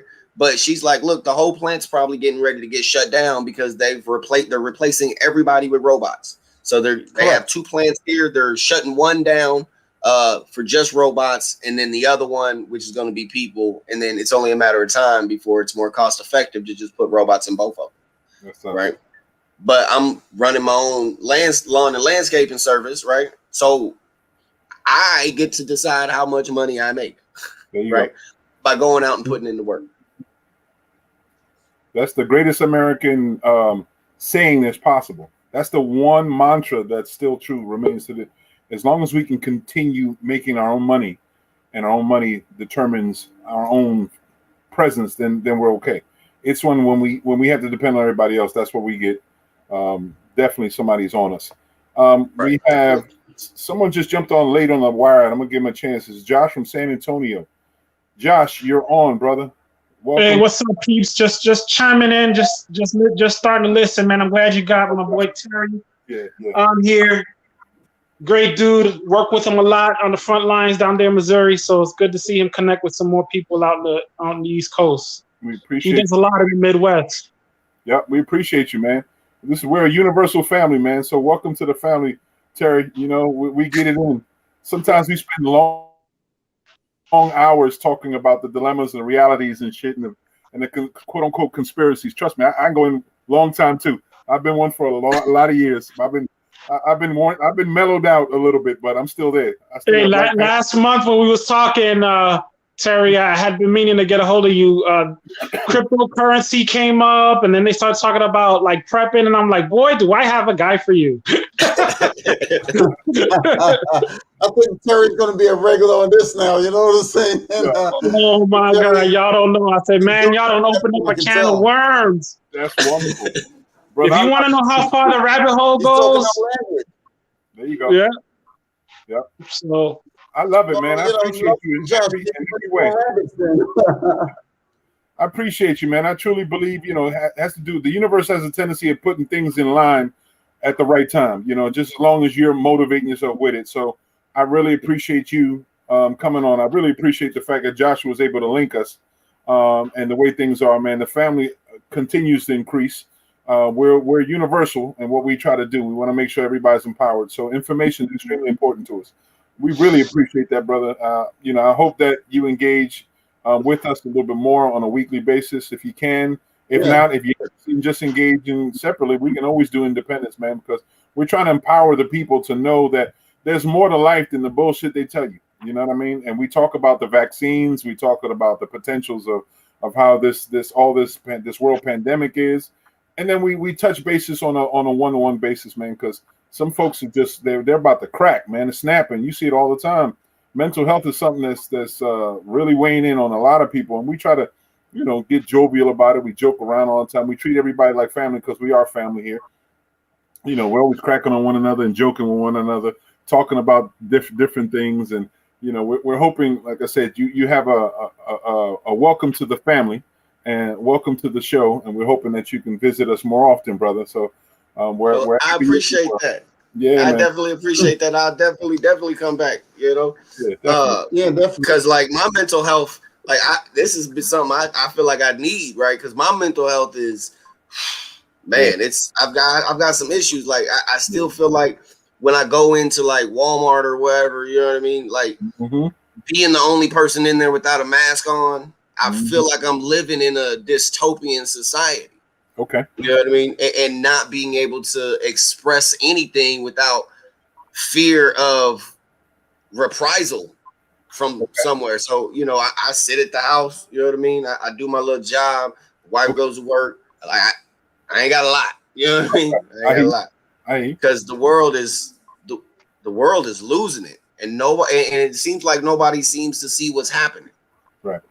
No one's paying attention. We're so living in the bubble that we don't necessarily get to see that outside of the bubble is a little different, and that's what we need, man. I think we all believe in the more we share our own experiences, it paints a wider understanding and perspective, so we get to see it a little bit more, you know what I mean, and we get to understand it, because we talk about it all the time, man, how we try to reach out, and it was good to see Joshua had reached out when he did, because initially he gave us some perspective from his point of view, coming from Texas.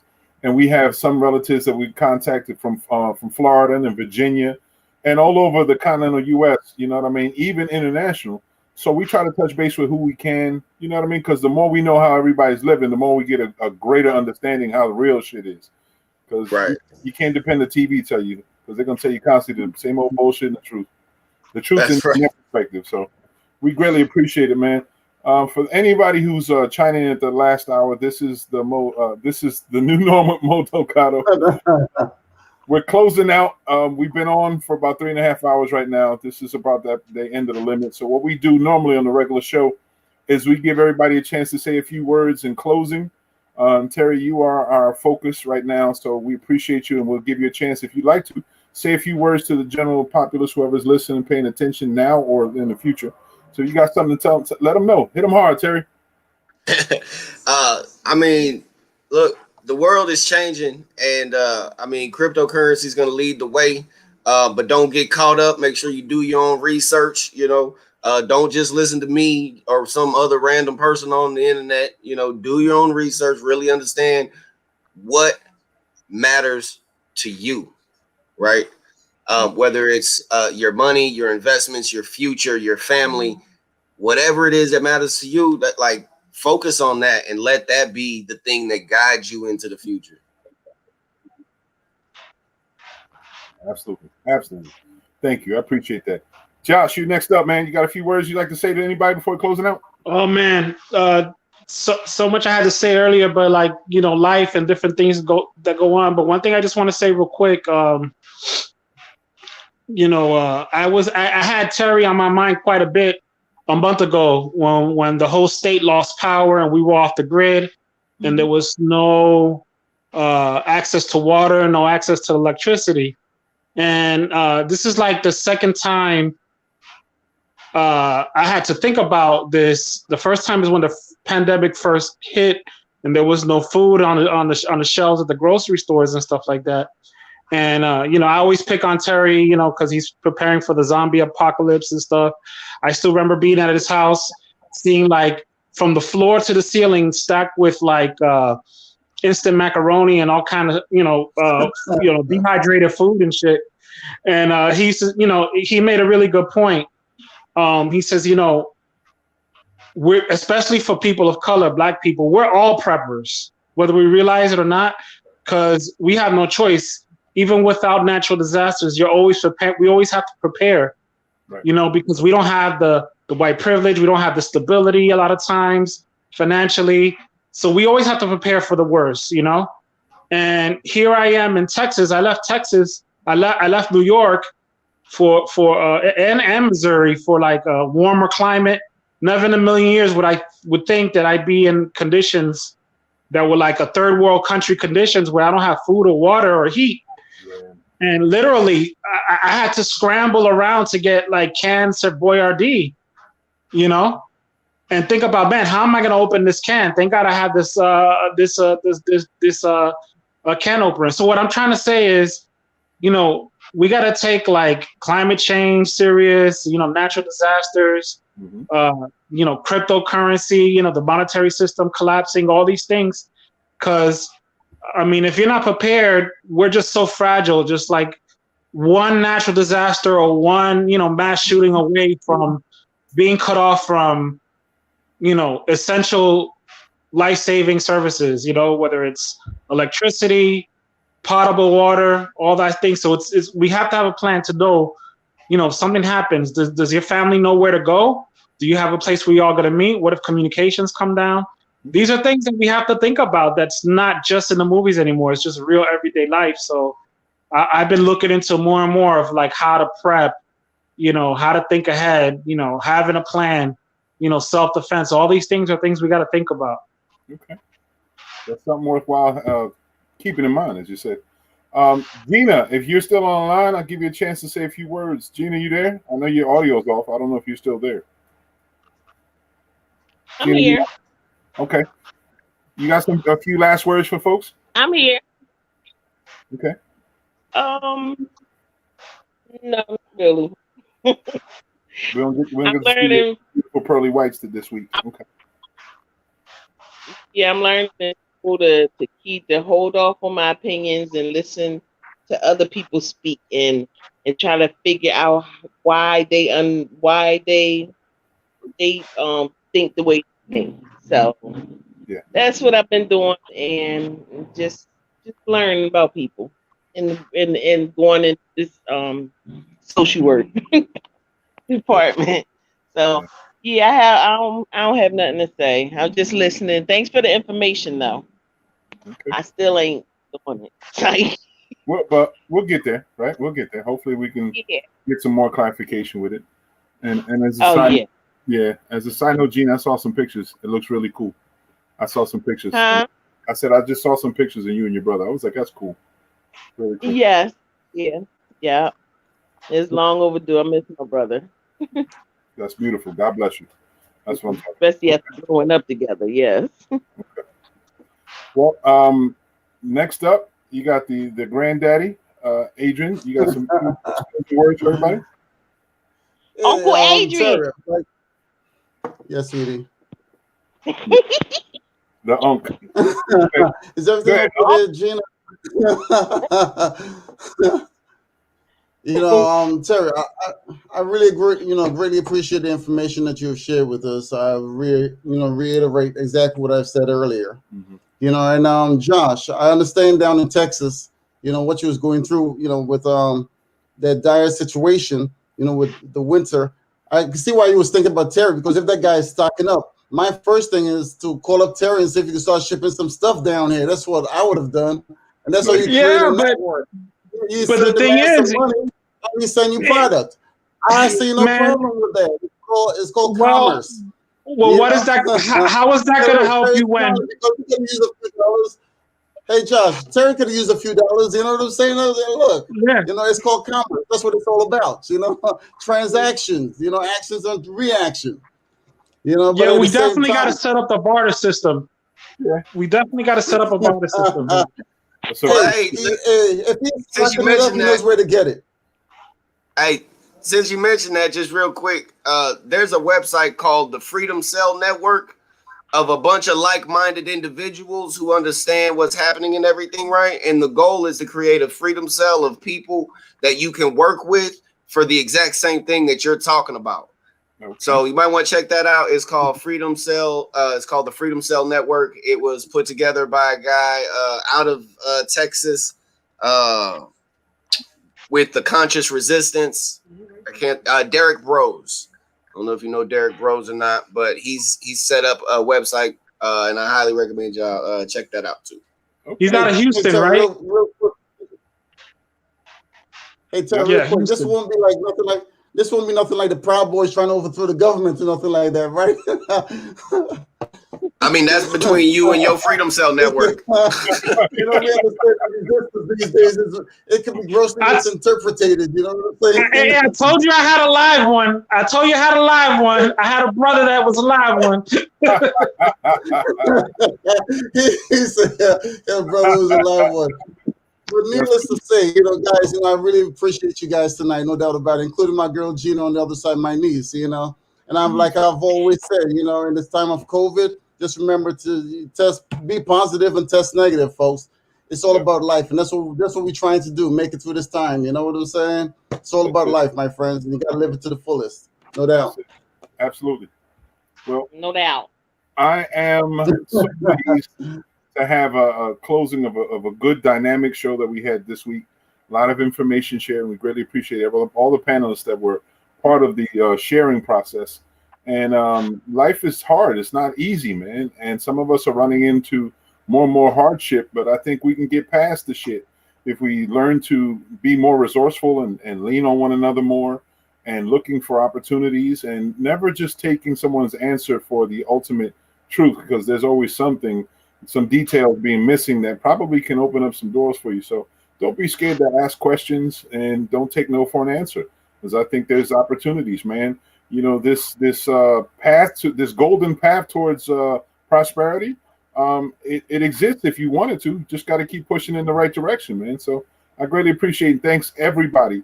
Thank all y'all for the information, your time. For all of you on the outside, if you're watching the show, this is The New Norm 2.0 with Mo Delgado. You can visit our website at www.thenewnorm.club for information. Also, utilize it for avenues of information, and as well as the Cyber Mall. If you have a business that you'd like to participate in, or you'd like some information that you want to share with the greater public, you're welcome to. Sandy Richardson is popping in all quite late, but that's the man. He's part of the family. Sandy, there's the man with the charts. There you go. What's up, brother? Knock the door. Turn the lights out.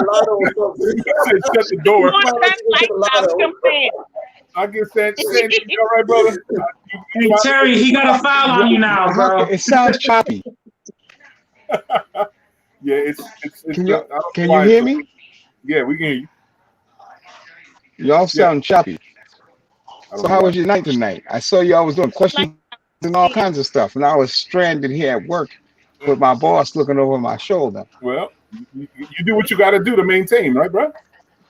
That's what when you work for the man. That's it. Well, we was in the process of closing out, man. Yes, Sandy, Jim. I have a gym for you. Always be mindful of what your job does. My job was just sold from under me. Now I'm feeling like a slave right now, because they sold this company, was bought by another company, and I don't know if I'm going to have what my rate is going to be. I don't know if I'm going to keep my my earned time. I don't know if my vacation's going to be the same. I don't know if I'm going to be a new day one employee, because I feel like if I was going to be a day one employee, you could at least give me 2 weeks or a month to figure out what I need to do. But you played the game because you wanted to keep the employees where they were, so you told them nothing until like 3 days, because my company is going to change hands April 1st. So I really don't have a chance to look for another job or whatever. So always because I work for Genesis, and apparently they were in $600 million worth of debt, and they sold their businesses and whatever. So just be mindful of what your job is doing and where they fit financially, so you don't fall into the same thing I fell into. Well, yeah. I mean, the bright side is I'm gonna still be working at least for the next month. I'm glad you see a bright side, brother. You know how to navigate, man. Well, it goes back to what we were talking about, about prepping.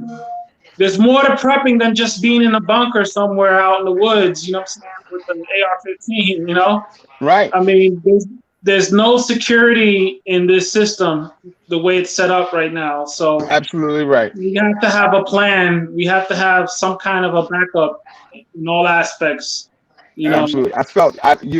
I know it sounds far, but I felt like slave.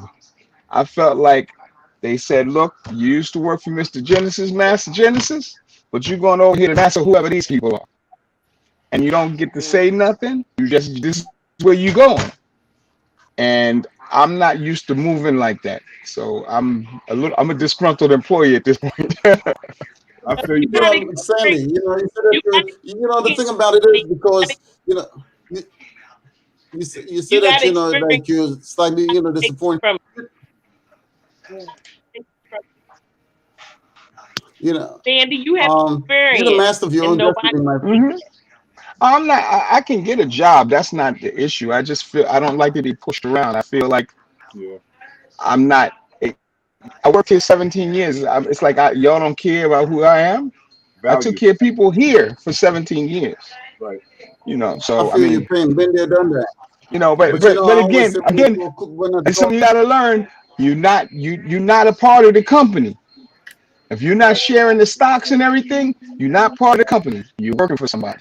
That's right. And you it just took me to figure that out. You know what? The sad truth is, You know. we should all. You know So what? just That's watch who like you work for. You never know what maybe. kind of financial problems they have. Yeah. Good. I was gonna say. Because they're going to help themselves. Mm-hmm. Sandy, That's all. I've been down that road where you are because I worked 25 years for Trump Plaza, and then one day I went into work and it was my last day. You know, but like I said, you know, so I sat in my car and said, you know, what am I going to do from this point forward? That's when you come up with a plan. You know, you're the master of your own destiny. Just like you say, you can find another job, another place. You know, but at the same time, this is where you got to collect yourself and say, where do I go from here? Because I've been in the same boat that you were in right this minute. 25 years. You know, and then at the last minute, they're like, hey, look, you know, we don't need you guys anymore. You got to close. And you know what happened to Trump plans? They blew it up recently. That was me. 13, So I've been there. 13.5 years, right? 13 and a half years in the same job, doing the same concept. Yep. So. What's that? You? Yeah. Yep. I was taking out the Yeah, position. I did a quarter percentage, man. Yep. So we've been on that same boat, bro. Sad to say that that boat conference, that old reference to a boat, is still lingers in our present status. But you know what? Instead of riding it, we about to take over the boat, seize that motherfucker, and ride it in another direction. So I truly believe that's what we're gonna do. But in closing, I appreciate everybody's part in this discussion and the dialogue, and hopefully we've left some good thoughts and gems in your minds to think about and consider. It's extremely important for you to be able to adapt to the present situation, prepare for it in the best way possible, but at the same point in time, try to enjoy what little life is offering in front of you. Get closer with your relatives, love your family members, be uniquely who you are. Don't let anybody stop you getting in your way, because ultimately you bring value to this world. And we appreciate you all. I hope everyone have a blessed evening, and make sure you enjoy yourself. And like my brother Adrian says, Adrian, please remind everybody. Be positive and test negative, folks. It's all about life. That's what it is. Right. That's right. So thank you so much, everybody. We appreciate you, Terry. God bless you, man. Thank you, man. Gina, as always, you know, we love you. Family members, always. Adrian, brother, you know, if it ain't for you, have a blessed weekend, man. Be safe out there. Be safe. Josh, you was there a second ago, brother. I hope that everything is well. Sandy, you know, you part of the family. You know, we trust that God's going to lead you in the right way. Your heart's always been in a good place, man. You know, we love you. Yep. So. Adrian, don't forget to tell them to send you your application for your.